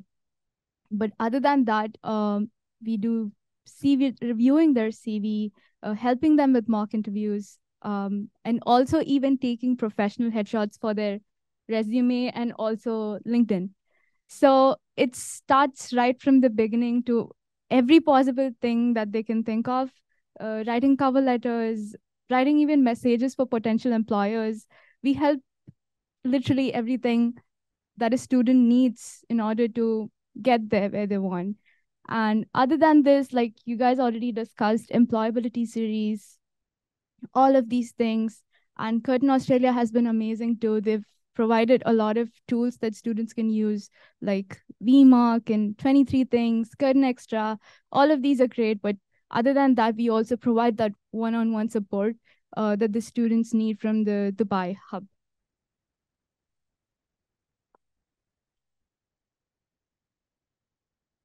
Okay. Recently, I've been placed in an internship, and you've helped me with that. Yeah, and it was a very seamless experience with the Career Hub. I emailed about knowing how do I get into the internship, how to improve my CV, my resume, what should I add, and they recommended with good applications that Curtin University provides with a discount, and it's also free to use. So I made use of all of those applications and all of the recommendations and made my CV and my resume and applied for the job. And so I passed the interview and actually got the internship. So Career Hub is there in every step of the way to help guide you through whatever problems you have when you're applying for any job, along with all the other extra they have mentioned. Another thing I wanted to add was the Careers Hub. It's so good. It knows all the students, whoever comes to them. So once you've submitted your CV, even though if you don't get the placement that you wanted, you would be recommended for a placement that you could get, that you would be a better suit for. So that's one thing I really, really love. So we're running out of time. I'll have one last question for everybody. So the question is, are there opportunities for international experiences such as study abroad programs? Are you planning to travel to any other branch campuses or have you already? Who wants to go first? So I can go first. We have multiple transfer options, exchange options, you name it. So you just pick and choose which country you want to go to. We have campuses in Australia, Singapore, Sri Lanka, Malaysia, Dubai, Mauritius, the most random places. We've got it. So wherever you want to go, if you want to go to a beach which is not in Dubai, go to Australia. If you want to go to Singapore, you just have to go to student services and they will guide you. It's a seamless process. And yeah, I would want to exchange for one semester in one of the countries. I haven't decided which because too many options to choose from. So I still have to decide. But it's whatever you need as a transfer student or an exchange student, the Curtin University provides you with. And they will also guide you through the application process for those campuses and the visa process. So you don't have to worry about anything. You just need to decide which place you want to go to and what your program is, and everything else will be provided for you. Anyone else? I wasn't considering transferring because I was already happy here. But other than that, I've really had some international experiences. For instance, we had something called Global Leaders Network, which means that student councils from all the Curtin campuses came to Dubai, and we were the first campus to host the summit. We really had a great time, like a conference format. And after the conference, we also had a chance to network with all the leaders from other campuses. The experience was truly international. And I think if we had them today, they'd speak really highly about it. They all love Dubai and they definitely want to come back. And I'm really excited for Mian and other student council members because they get to go to other campuses for the summit. And it's really valuable speaking about the student experience, improving it, and also getting to network with the other campus representatives. It's quite awesome in my experience. And I'm really excited for you guys that you can get to do that. Thank you for that. Anybody else want to answer the question? You're excited? Okay. So the campus that I personally want to go to is Curtin Perth. That is one of the main reasons I joined Curtin Dubai. I wanted to have at least one trimester in the Curtin Perth campus because the campus is huge there. It's I've seen a lot of videos about it, and I also have friends that went there. it's a huge campus, either Perth or Malaysia, because many of my classmates have gone to Malaysia. So I would love these two campuses. If we have, okay, so we're done with all the questions. And thank you guys for the amazing discussion. It was very interactive. I hope all the students online and potential Curtin students online really got what they wanted. They got their questions answered. And thank you once again. Thank you. I would like to give a special thanks to Mian and also all of the fellow student panelists who were able to share their experience and journey to Curtin and what it is being a Curtin student here in the Dubai campus. Before we move on to our next session, I would like to drop in a small reminder that if any of you have any questions, to drop it on the Q&A box. Moving on to our next session, we have the faculty panel, and I would like to welcome the following panelists: Daniel Atkins, Group CEO of TAG, Professor Pan, Head of Engineering at Curtin Dubai, Dr. Nidhi, Head of Business School, Dr. Noor, Lecturer of Business School, and Ms. Shahara Jaffer, Head of Foundation and Lecturer. And I would hand it on to Mian for being the moderator for this session. Thank you, Zainab. Okay, so let's start with the introductions of each panelist. Mr. Dan, you want to go first? Yeah, so I'm Dan Adkins. I'm the Group Chief Executive Officer for Transnational Academic Group. We are the infrastructure partner for Curtin University here in Dubai. But today I'm here representing Dr. Sonakshi and the School of Psychology. Hello, this is Ponselvan. I'm the head of School of Science and Engineering. I have about 25 years of experience in teaching. Particularly in the UAE, I have spent more than 15 years teaching mechanical engineering students. My research and teaching interests are in the fields of manufacturing processes, materials engineering, engineering sustainable development, and optimization techniques in engineering. Thank you. Splendid morning, everyone. I'm Dr. Nidhi Sehgal, Head of School for Business and Humanities at Curtin Dubai. I'm also the Chair of Teaching and Learning Committee at Curtin Dubai. I possess over a decade of teaching experience. I teach students at the undergraduate and postgraduate levels. My core area of specialization is human resource management and organizational behavior. And apart from teaching, I am quite research active. I have published several research papers in reputed journals and book chapters, again, in the area of management. Thank you very much, Nidhi. Good morning, everyone. My name is Dr. Noorul Rizvi, and I have been Curtin for a while now. And if I talk about my academic journey, then I have been an academic for almost a decade now in various positions as a lecturer or as a researcher. But yeah, it's almost been a decade now. And I teach various subjects of finance at Curtin University, ranging from corporate finance, portfolio management, international, finance, etc. And as Nidhi rightly mentioned, most of us are very heavily research-oriented as well. So we focus on research as well as our teaching because we think research is an integral part of teaching as well, right? The reason is, because whatever we are learning from our research, the contemporary knowledge that has to be transacted in our teaching. So yeah, that's what I follow, and I'll give it to Shara. Thank you, Nidhi. Good morning. I am Shahara Jaffer. Like mentioned, I'm the head of foundation. I'm also the acting program coordinator for IT units. I've been with Curtin since their presence in UAE, and I teach both foundation as well as IT units. Thank you, panelists. Let's move on to the questions. Let's start with the questions. And just a reminder to everybody, if you have questions, you can drop them in the Q&A box. So the first question that we have is, I am a postgraduate of Curtin Perth in finance and economics. Do you have any masters in IT or data science? We currently do not have any masters in IT or data science. That is something that we are looking for introducing in either 2024 or 2025. Okay, so the next question that we have is, what regions are the 75 nationalities predominantly from? Do you get an increasing number of students from Europe as well? So of the 75 different nationalities that we have, the vast majority are from South and Southeast Asia. And then we have a scattering across the African continent, a few other places in the world, more the CIS countries than European countries.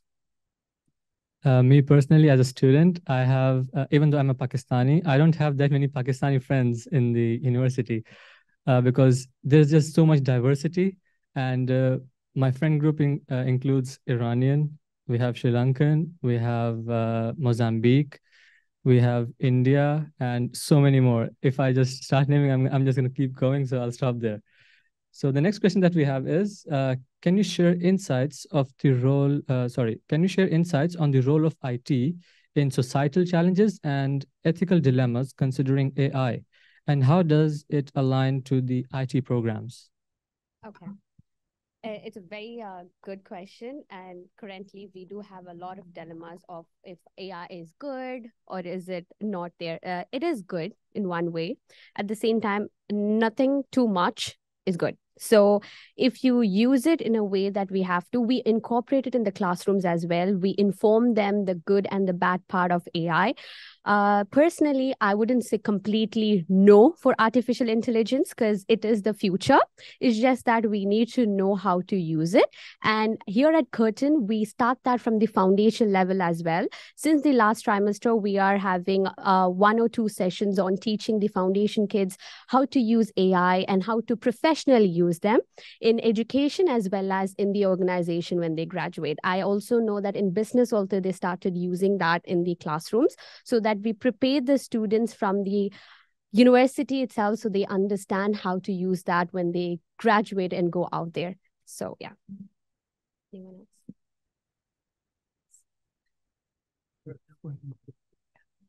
else? Though it was more focused on IT, but I would just like to give a business perspective here.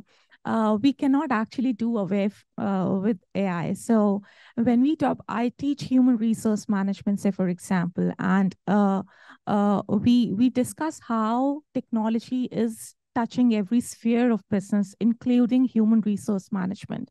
So say, for example, if I'm teaching recruitment and selection, I do talk to students about how AI tools are being used in recruitment and selection, how thousands of applications are screened through technology, and how students, in fact, our students have also recently appeared for AI enabled interviews. So that was the first step. So how are such tools used in recruitment and selection? How is AI being used even in training and development? So certainly we cannot do away with AI, but how it is being productively used, that is really very important for our students to know. And yes, we do include that in the classroom. Yeah, one of the other big concerns with AI is not necessarily what's being taught in the School of IT, but as Dr. Nidhi said, what's being taught in the School of Business. The majority of damage that we have seen done by AI to this point has been because of people who are running businesses making uninformed decisions, trying to just increase their profitability without thinking about either whether AI can actually do what they're trying to have it do, with places like BuzzFeed that ended up going out of business because of that, or on the other side, thinking about the human cost of it. And if they replace every employee with AI, who will be their customers? So I know the business school is also looking into the ethical side of AI through some of the business ethics courses they teach. Personally, I believe that AI is an amazing tool, even though it can be very unethical. Me, as an IT student, coding is a big part of my education. And one of the tools that I use is GitHub Copilot.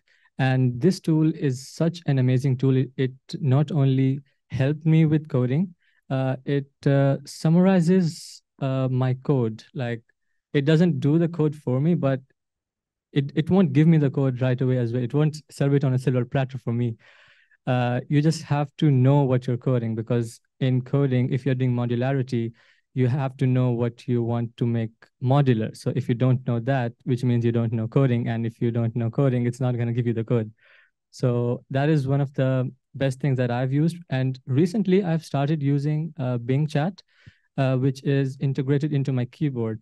So it's very good for time management as well, because once I'm, let's say, I'm the vice president right now. So if I have to do a task and I tell somebody on chat saying I will get home and get on it, and then the keyboard will automatically prompt me saying, do you want to add it to your to-do list? That is one of the best things that I discovered for my productivity. So it is also, since it's Bing, it's into Microsoft, and Microsoft, we use Outlook, and the to-do list gets synced into my Outlook calendar, which is already being sent out by the university. So that one big ecosystem, it saves so much time because it is integrated with AI. So personally, I love this integration, and it wouldn't have been possible without AI. So my personal bias, because I'm an IT student. So yes, that's that. Any other? So I would like to add a little about this. So if you see, it's a similar dilemma we had when there was an advent of internet. People very, very scared of using the internet. There was a lot of fear in the market that we are going to all lose our jobs. What will we do? And just like AI, internet also can be used in a good way as well as a bad way. So there is a very unethical side of it, the dark web and all those things. And we have a very ethical side of using the internet. So the same applies to AI.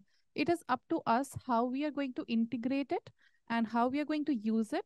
So I make it a point in my class. So I cannot go to my class and tell the students, do not use ChatGPT, do not use AI, because I don't know what they'll do at home. So I need to be taking that position to tell them that, this is a tool which you have to use and ensure that this tool is not using you. So that is a very clear-cut message I tell my students. I do not restrict them from using AI tools, but I tell them to use them wisely, to learn how to use these tools. That is the most important thing I think all the faculties should try and incorporate in their lectures. And if you see how finance has evolved with the help of AI, algorithmic trading, all those things that have come up. So it's a phenomenal thing that AI can do to finance, but we have to make sure our students are ready to absorb that knowledge and use it wisely. So there's a quote that I read recently. It's not AI that will replace you. It's the people that know how to use it.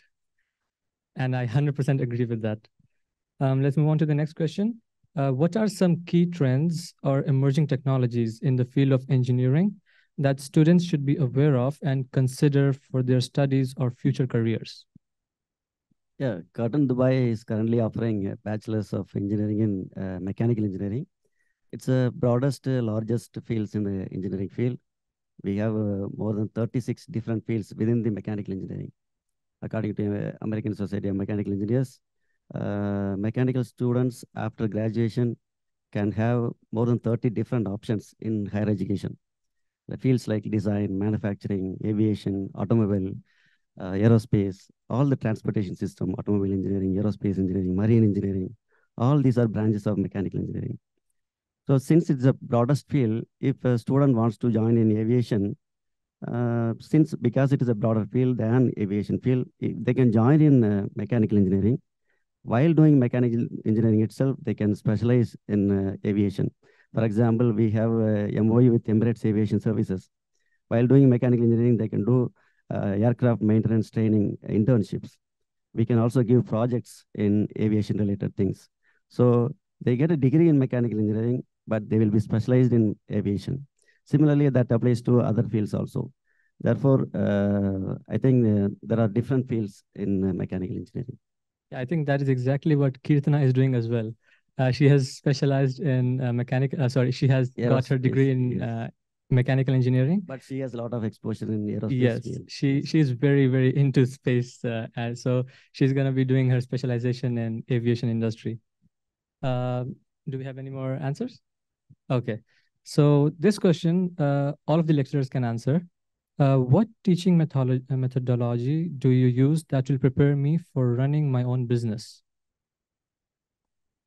What teaching methods do you use that will prepare me for running my own business?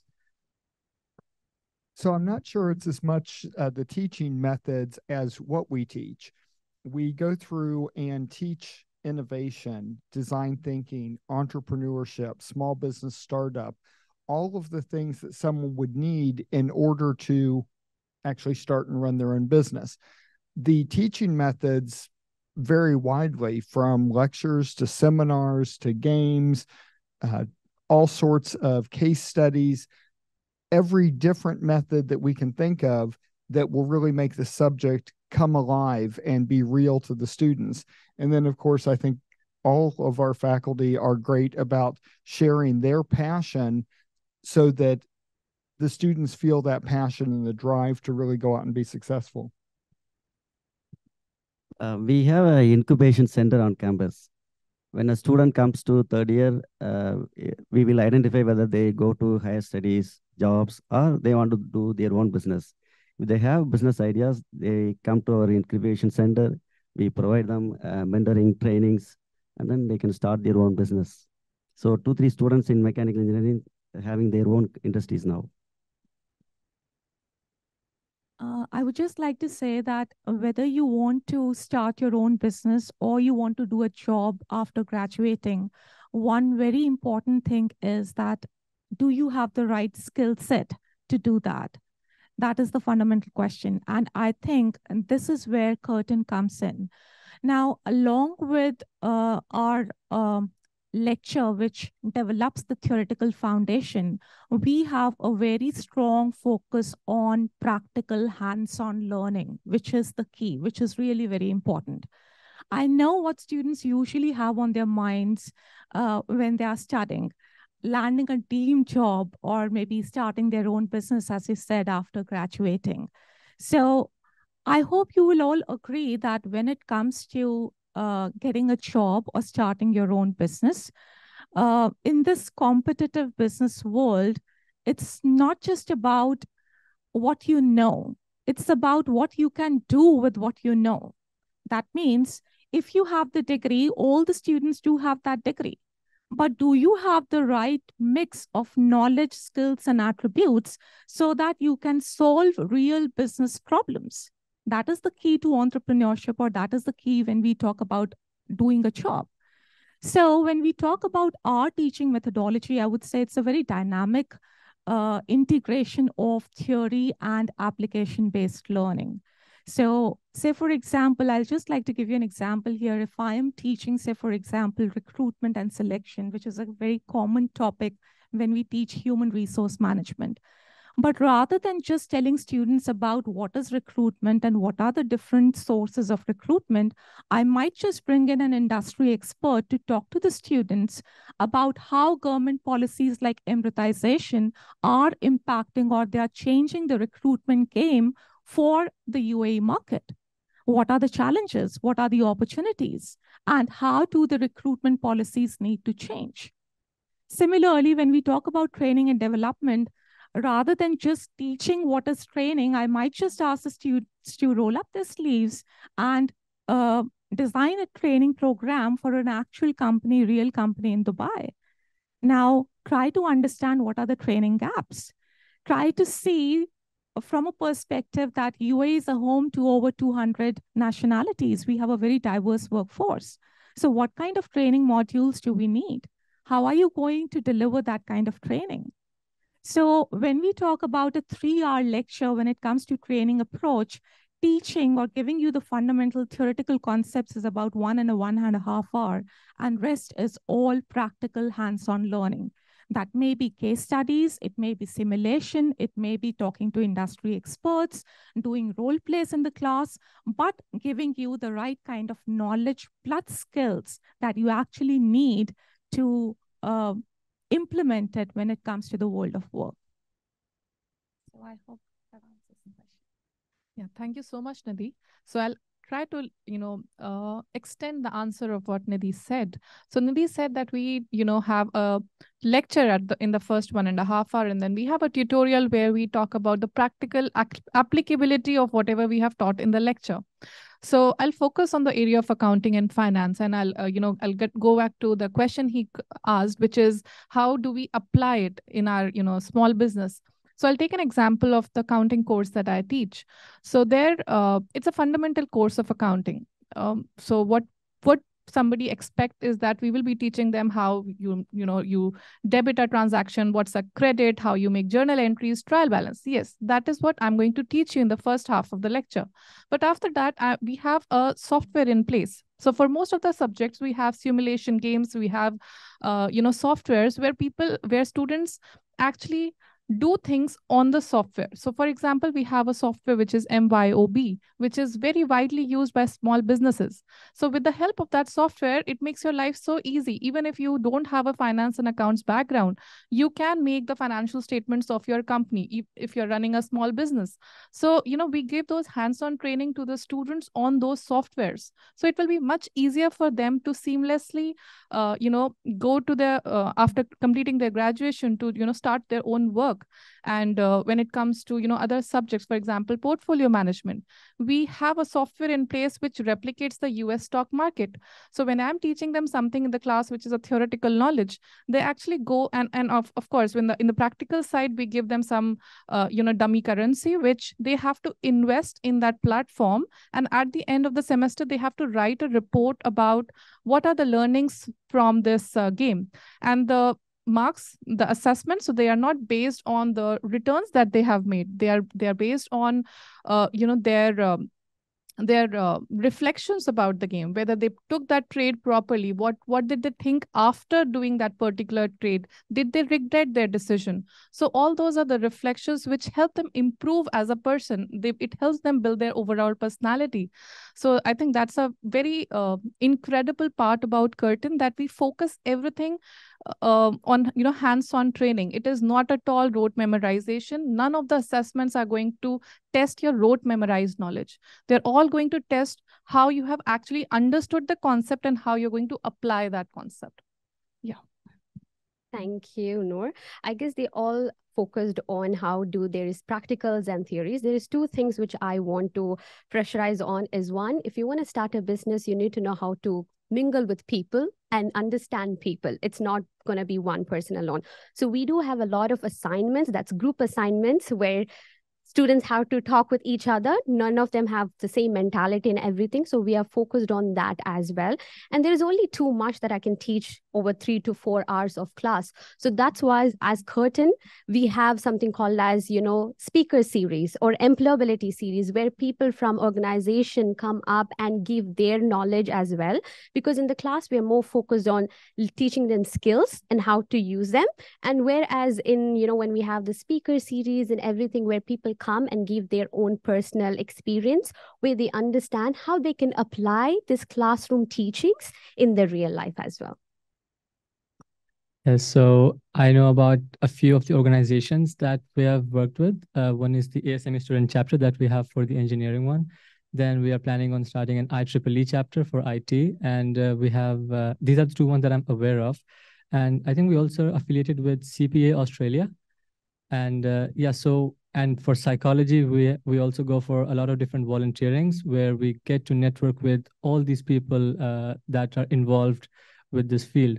So a good segue from this, the next question, could you share any insights into potential career paths for psychology graduates and the skills or qualifications that employers in the field typically seek?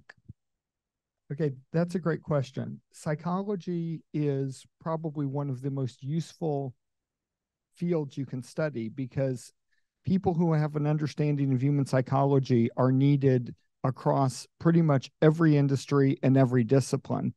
As I was talking to some students just a few days ago, psychology, of course, is needed in the things you would traditionally expect, like clinical psychology and coaching, organizational behavior, human resources, organizational development. But it's also needed in a lot of other areas, such as, for example, engineering. when we look at something like the Boeing 737 MAX situation and errors that were caused because of improper human interface design. And that's where a psychologist would come in and help people with that. So if you go into psychology, you can ultimately end up in essentially any industry because there is always a human factors side to it. And as far as the skills, I think psychology does provide a lot of transferable skills that employers are looking for. Things like empathy, critical thinking, the ability to work in teams, self-discipline and self-motivation, and of course, understanding other people and being able to work through them and motivate them. The next question that we have is for, I think this should be directed to you, Ms. Shahara. How is foundation studies helpful? If I'm weak in a subject, should I join foundation? Foundation is for everyone who finished year 11 in any of the curriculums. Okay, the main good thing about this Curtin Foundation is that we don't take whole year. It's either 4 months or 8 months, which means you're quicker to join an organization than finishing a complete high school. And plus, we focus on what you're gonna pursue in your undergraduate. So let's say you're taking business, you won't be doing anything hardcore math or computer where you waste your time in that, rather than you're not gonna, though we will teach you the basic knowledge of everything, it's not gonna be focused on what you're not gonna use in future. So we do have foundation for IT stream, business, now currently psychology, and we also have design thinking that's coming on for the future programs that we are introducing. So if you're weak in a subject, that's the right way to start with foundation rather than jumping onto something you go to undergraduate and you have zero clue in. And throughout the year, there is a positive, students who do foundation go to undergraduate. The pass rates are equally the same as the ones who get direct entry to the UG units. So in that way, foundation has helped. I have so many students. We know we have Miriam here as well. She can tell because the first year when I teach them, most of the things she already knows. She's like, Miss, I already learn that in foundation. So it's an easy way. Subconsciously, you understand things better because you have already learned that in foundation as well. So it's a good pathway to start with. So do you have more? Yeah, that's correct. Those applying for engineering degree should have strong background in mathematics, physics, and chemistry. But if they don't have enough grades in these units, they can join our foundation program. And then that will teach the fundamentals knowledge required in order to begin with the engineering degree. And foundation students are extremely doing well in engineering. Thank you. One other thing about the foundation program, other than students who studied the IB diploma, most students coming out of secondary have never had to write an academic research paper. And they get into undergraduate, and it's like, okay, your first paper of the term is 2,500 words, and the second one's 4,000, and you just watch their eyes explode because they've never had to do that. So our foundation program teaches students the skills that they need to be successful in undergraduate. And the great thing about it is when you go out and apply for a job, your future employer is not going to ask to look at your foundation transcript. They don't even know you did that. What they are going to ask to look at is your undergrad transcript. So you get the opportunity to go through foundation, learn all of the skills so that when you get to undergrad, you get higher scores and therefore you have a better transcript to present so that you can get employed. And one of the greatest things about foundation that I saw personally, because I only did 1 trimester of foundation, which was intensive maths. And I was really surprised when right after finishing high school, I came to foundation, and the first class that I started, we were learning about even numbers and odd numbers in maths. And I'm waiting there like 10 minutes in. I'm like, when is the maths part gonna start? So after that, I found out that it's for any education level. Anybody who finishes IGCSEs or year 11 can join foundation from any level, basically. And then from there, every lecture it gets incremental, and towards the end I think we end with calculus. We end with calculus and integration, differentiation, and all. And then after that we do our undergrad, which requires all that. Ms. Shahar, you have something to say? Okay.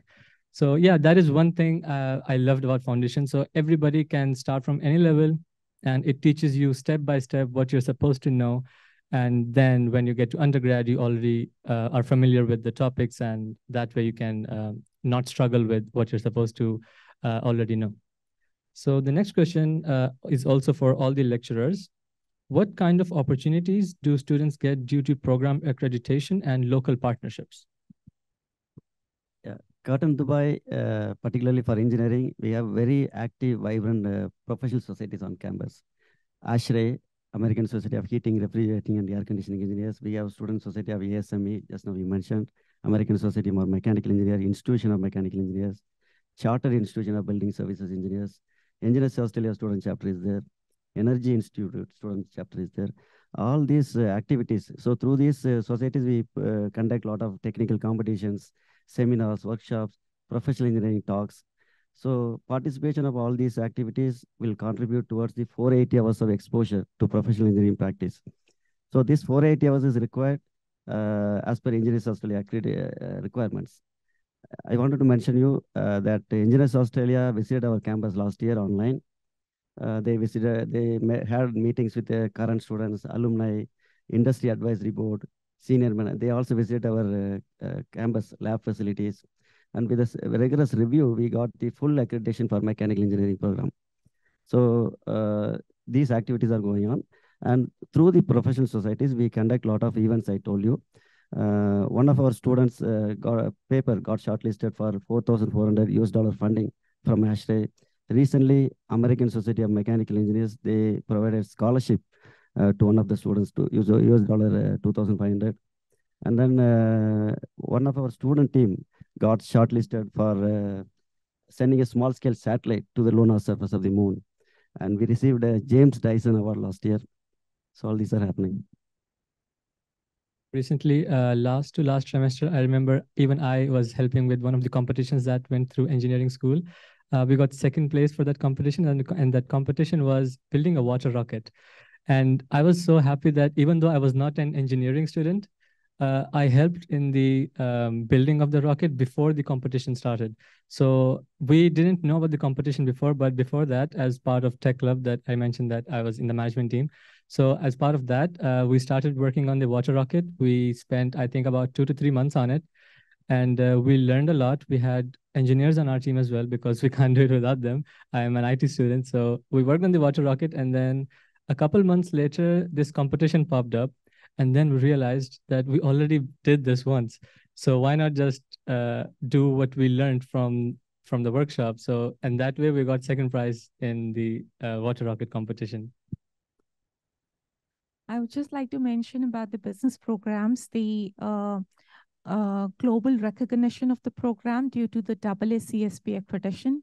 Now, what this means for students is this is like a seal of quality.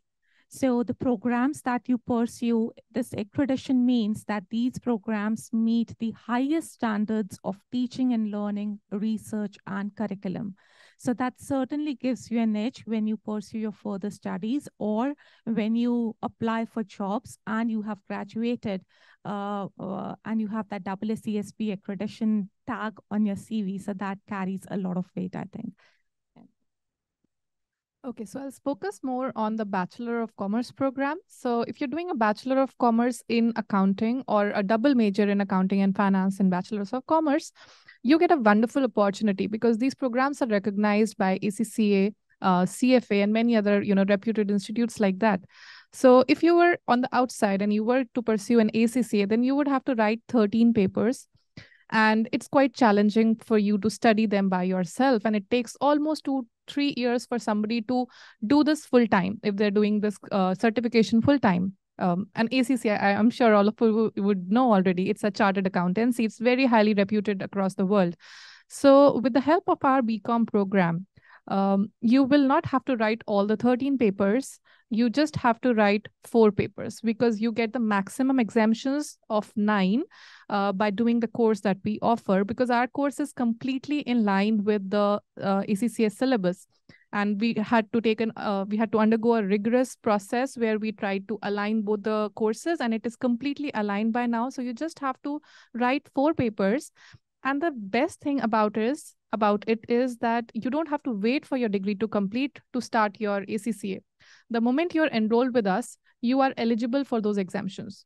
So as soon as you enter here, you enroll with us for your BCom program, you can on the side start preparing for your ACCA. And since we have faculties who are also pursuing their ACCA or who have done their ACCA, they can always provide you additional guidance for your ACCA course as well. So I think it's a wonderful opportunity if somebody joins us in the BCom program. So by the end of the 3 years, they have a double majors in BCom, and plus they have an additional certification which is highly reputed in this world. So I think that just gives a seal on your CV. You don't have to really look for employers anymore. Employers will be looking for you. I think that's a wonderful program which Curtin offers. Another thing I wanted to mention was as an IT student, a cybersecurity student, we get 3 units that we can take as electives.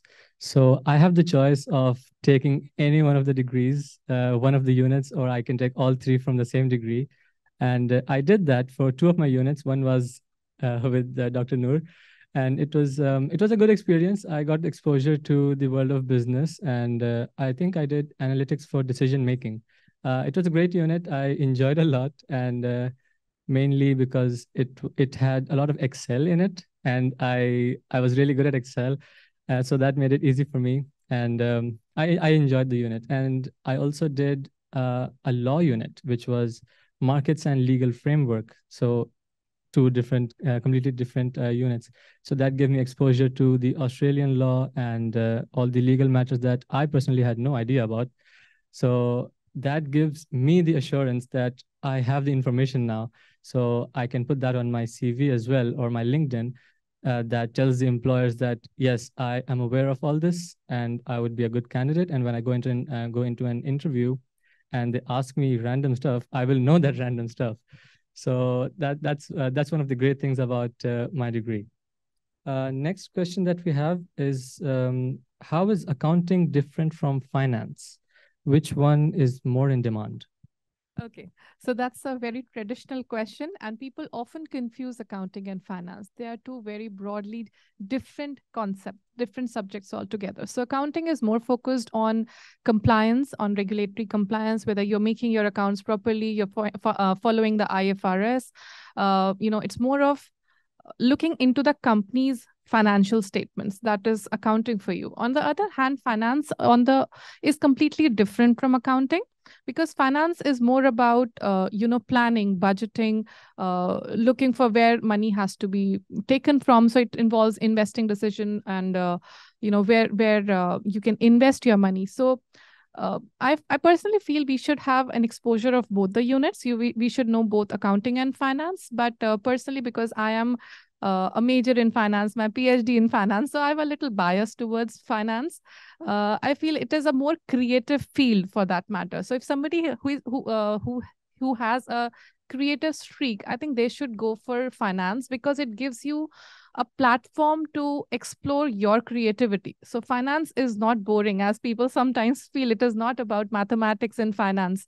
Finance is about creativity, developing new product, new instruments, and especially when it comes to stock market. Stock market is all about creativity, how you trade, how you invest, what's your trading strategy. So, that is the prime difference between accounting and finance. Accounting is more about accounting policies, compliance, the auditor's job. All those things are related to accounting. And when it comes to finance, finance is more of investment banking, experts of mergers and acquisitions. So these are the fields in finance, I would say.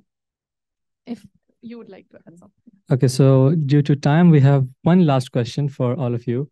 As faculty members, what would you say is your favorite part about teaching here? Okay, I'll go first. So for me, I think I'm one of the recent people who have joined Curtin University, and I absolutely love this place. First of all, being an academic, we enjoy the freedom, the flexibility over here. And because we have the flexibility, it increases our productivity. there's not much of a workload for our faculty here. So we get time to prepare for our classes well. We get time to deliver the best lectures, and we try to imbibe whatever is the contemporary knowledge in our lectures. That is the first thing I love about Curtin. And the second thing, as I mentioned in one of the questions, so here the focus is not on rote memorization.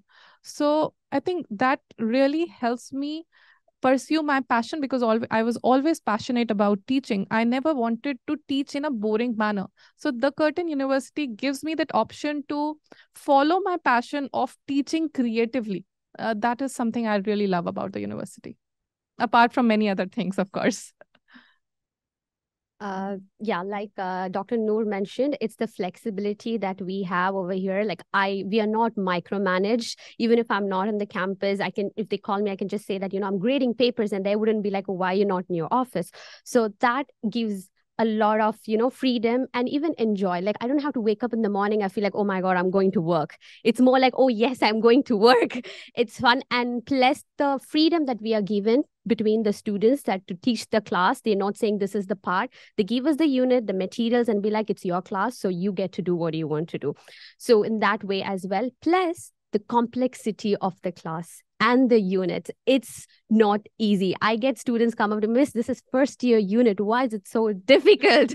So it challenges the lecturer as well to be on point. And we have students who ask the questions that I have never heard of before, so which means I have to be on toes every time.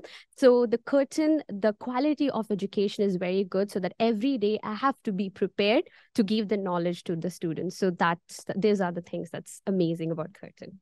And I believe the diversity in our classes is also something we all faculties admire. There's so much to learn from the students. I think that's also an incredible part of it. So I like the course structure because it is all full of application-oriented structure. What's going on in the industry that we are teaching. We have the flexibility to bring industry into campus. We provide a lot of industry exposure to our students. In the last 1 year alone, I think we have organized more than 50 industry events, particularly for engineering students. Guest lectures, industry visits, seminars, workshop, trainings, all these are happening very frequently. We have a very active industry advisory board, members from Dubai Electricity Water Authority, Abu Dhabi Natural Oil Company, Road Transport Authority. Ashray President is a member of our industry advisory board. So all these are going on. Thank you.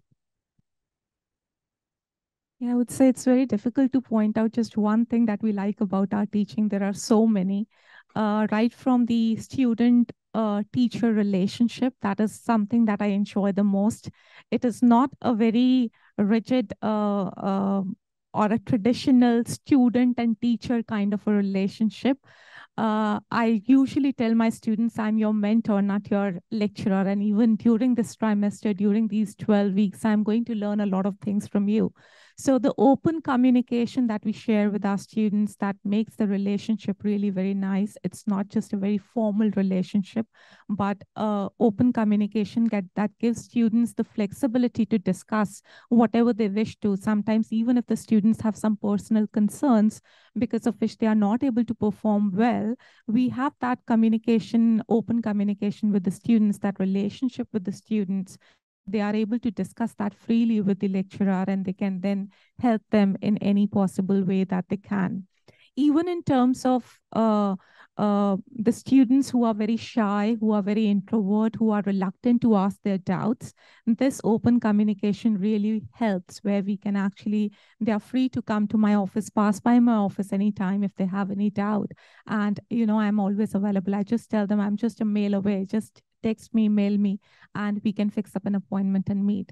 So that's a very beautiful relationship with the students, unlike our times where it was very, very formal relationship. We could never, ever talk to our lecturer after the class. So it's a very different relationship. And I completely agree with Shara, what she mentioned. The programs, the units are very rigorous.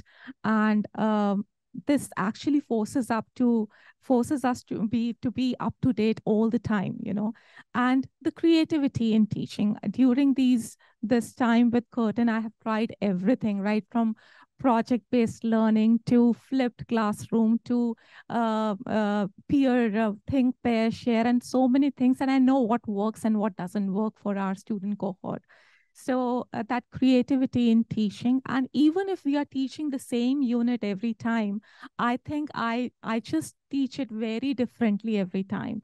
It's not just about repeating the same thing, because there is so much to do. And every trimester, when I teach a certain unit, by that time, so many things have changed. It might just mean, sharing a recent newspaper article. So I just modify my teaching every time. So it's not that monotonous that every time I'm going to the class, just going through the PowerPoint slides and coming back. So it's very interactive. It's very interesting, and I believe that it's more of fun and excitement in the classroom that I really enjoy the most. Yeah, I think there are three things that really make Curtin Dubai stand out in terms of this. Of course, like any of the Curtin campuses, we get this incredibly well-developed, well-thought-out, research-informed curriculum. But then here at Curtin Dubai, we've been able to assemble a fantastic group of lecturers and professors who really bring a passion for the subject and tremendous amount of creativity to how they're teaching. And then to make that truly effective, we keep our class sizes to not more than 30 students in a class, so that every lecturer has the opportunity to really get to know every student, meet them where they are academically, and then help them achieve all that they can. And this is what we were hearing from the team here, is they get to have that kind of personal academic relationship with the student, and that makes all the difference. And I agree with all of them here. As a student, I am personally very friendly with the lecturers, and I wasn't this friendly with my school teachers because very formal. But in university, I can go to them after the class and I can talk to them about things other than the lecture. Like I have a friendly relationship with the lecturers, and it's not just me, it's most of the students. Since you mentioned we have a small class size, so anybody can go to the lecturer. Miss Shahara, you would agree. So we have conversations like, oh yeah, you were friends with that person, what happened? Like, so we just have informal conversations, and it's nothing. I even know a friend who sends TikToks to their lecturers. So I don't think that happens anywhere else. So that's the one thing I really, really love, other than all the other beautiful things. So with that, we wrap up this panel discussion. Thank you very much, all of you. It was a great discussion. And until next time, thank you. Thank you, Mian. Thank you, panelists, for sharing your expertise and knowledge with our audience. We now move on to our final section for today, that is the admissions Q&A. And I would like to invite Ms. Nella Basco, the head of admissions at Curtin Dubai, who would be joining us for this panel, and handing it over to Mian. Thank you, Zainab. Yeah. Okay, so we can start with the introduction. Sure, I'll try my best. My name is Nella, and I'm the head of admissions of Curtin University's Dubai campus. So I would be happy to answer any admission-related questions today. So I only have 15 minutes, so let's start now. Okay, so the very first question that I have is from Degmo. Will Curtin accept me if I finish school on 11th grade? Yes, definitely. We can actually provide you an admission towards the foundation, which will be your pathway on to getting admission to undergraduate program. Another question from Degmo. How long does it take to get accepted by Curtin? What's the application process? And when should I apply if I want to start September 2024? Well, if you do have your predicted scores or maybe your first or second term results, you can definitely start your application as early as now. The application process is very simple. You just have to complete the online application, upload the documents that are required.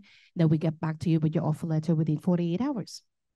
I can second that, because my process was just I got my admission in like 24 hours. It was just the paper process that took a week. But yeah, very, very great process. Another question we have from Manzar: how to apply for an undergraduate degree in psychology for scholarship based? We do have several types of scholarship that you could apply for. It's best to actually get in touch with an admission counselor to get your documents assessed so that we may award you the perfect or the suitable scholarship that the criteria that we have that you will meet. So yeah. Next question is from Edward. What are the requirements to join the engineering courses? Well, that depends on the academic qualification that a student holds. If you're coming from CBSE, we would require 70% out of the best 4 academic subjects. There are certain prerequisites that you would have to meet, like mathematics plus physics or chemistry. If you're coming from an A-level curricula, then definitely we would require 8 points. That includes also mathematics plus physics or chemistry. If I haven't mentioned any of those common qualifications, then get in touch with us. We would be happy to assist you. Next question is from Taranga. I hope I'm pronouncing that right. Is it possible to complete 2 years in Curtin, Dubai and transfer to Perth for the last 2 years to follow my chosen field of study? I believe that Taranga is inquiring for the engineering program. If you're headed to do an honors degree in engineering, that is a yes. You can complete your 2 years over here and complete the rest of the 2 years in Perth. Is there a job after graduation? The question is, how do I say? Yes, the answer is yes. You know, there are like about 270 nationalities working and living in the UAE. And the primary reason why we're moving here, because there is an abundance of placement. Now, the great thing about Curtin is that we do have dedicated team members who assist our students successfully gaining internships and even placement opportunities right after the graduation. And in fact, some of our students are getting offered even before stepping out of the university. Next question is again from Edward. How many units do we have in the Bachelor's of Commerce? Well, commonly that's 24 units. 24 units. And can a commerce students do accounting courses and at the end and at the same time do finance courses? Yes, we do offer a double major in accounting and finance. You can even pursue a single major in accounting. There are electives wherein you can actually choose a few of the units from finance program. Next question is, can you tell us about the scholarships that we have? We do have plenty of scholarships that you could apply for, but the commonly ones are academic excellence scholarship, financial aid, sports scholarship. Yeah, just to name a few. Can you explain the tuition and fee structure? And are there any additional costs I should be aware of, like textbooks, lab fees, housing? Well, commonly the tuition fees that we have would include everything. There is a one-time registration fee, then your tuition fee, which is paid on a trimester basis or every teaching period. There is a service fee every teaching period. And if you would require a transportation facility, that would be an added fee that you have to pay. But nonetheless, nothing more than that. Are there any specific prerequisites or recommended courses I should take before applying to this program? That would depend on the course that you're applying for. If you're applying for IT and cybersecurity, then you would have to have mathematics in your final results. And in engineering, that would be math, physics, or chemistry. And I believe we can also do foundation if those requirements are not met. Is that correct? Well, definitely, yes. Not even the entire foundation program if you meet the minimum scores required for the program that you're applying for. But it just so happened that you are not aware that you have to take those subjects in your final year, then we can actually put you into those units for you to complete instead of the entire foundation program. So that saves you time, meets the direct entry requirement of the undergraduate. Next question is, what is the university's approach to student support services such as academic advising, career counseling, and mental health resources? Oh, that is actually absolutely what we have at Curtin University. And you must have heard that from one of our students a while ago who have given you a short overview of our student life. We do have academic support. We do have career counseling available in the university. So all of those things that you are looking for you to be able to feel welcome in the university and be able to transition, we have them all covered. Next question is it possible to provide information about faculty members in my department, their research interests, and their accessibility to students? Oh, yes, definitely. Just share your contact details with us and we would be happy to share those information. So many questions. Are there opportunities for undergraduate research, internships, or study abroad programs related to my major? That would be, it depends on the major that you are actually inquiring for. So if you could give that information to us, we would be happy to answer it back to you. Okay, what is the university's policy on transferring credit from other institutions? It's very, how do I say, very basic. So we actually do take on all the units that you have completed from the previous university, and we match that with the course structure that we have. There are also certain cases that there might be some units that you already have completed, but that is not offered in the course structure that we offer. But certainly there are electives that we could possibly apply for it. What are the requirements for the architecture program? Normally, the architecture program would require an ATAR of 80% for you to get into the program. That is similarly to applying for cybersecurity or engineering. What's the average IB score of students at Curtin Dubai? 24 points is the requirement for them to get in. And I believe that is the last of the questions. Thank you very much. Okay, sounds like a speed question and answer portion, but I enjoyed it. Thank you, Mian. Hopefully the students got what they wanted, and I look forward to seeing all of them on campus. Me too. Thank you. Thank you very much. Thank you, Ms. Nella, and thank you, Mian, for that wonderful short and sweet admissions Q&A. As we commence with our, before we actually commence with today's open day, I would want to thank our panelists again for sharing their experience, their expertise and knowledge with the audience. Just a quick mention that if you have any more queries, we have dropped in the Q&A box. How do you contact us for any questions that you have, whether it's admissions or to do with any school? And I would like to thank the audience for joining us here at Curtin Dubai, wishing you a great day ahead. Thank you.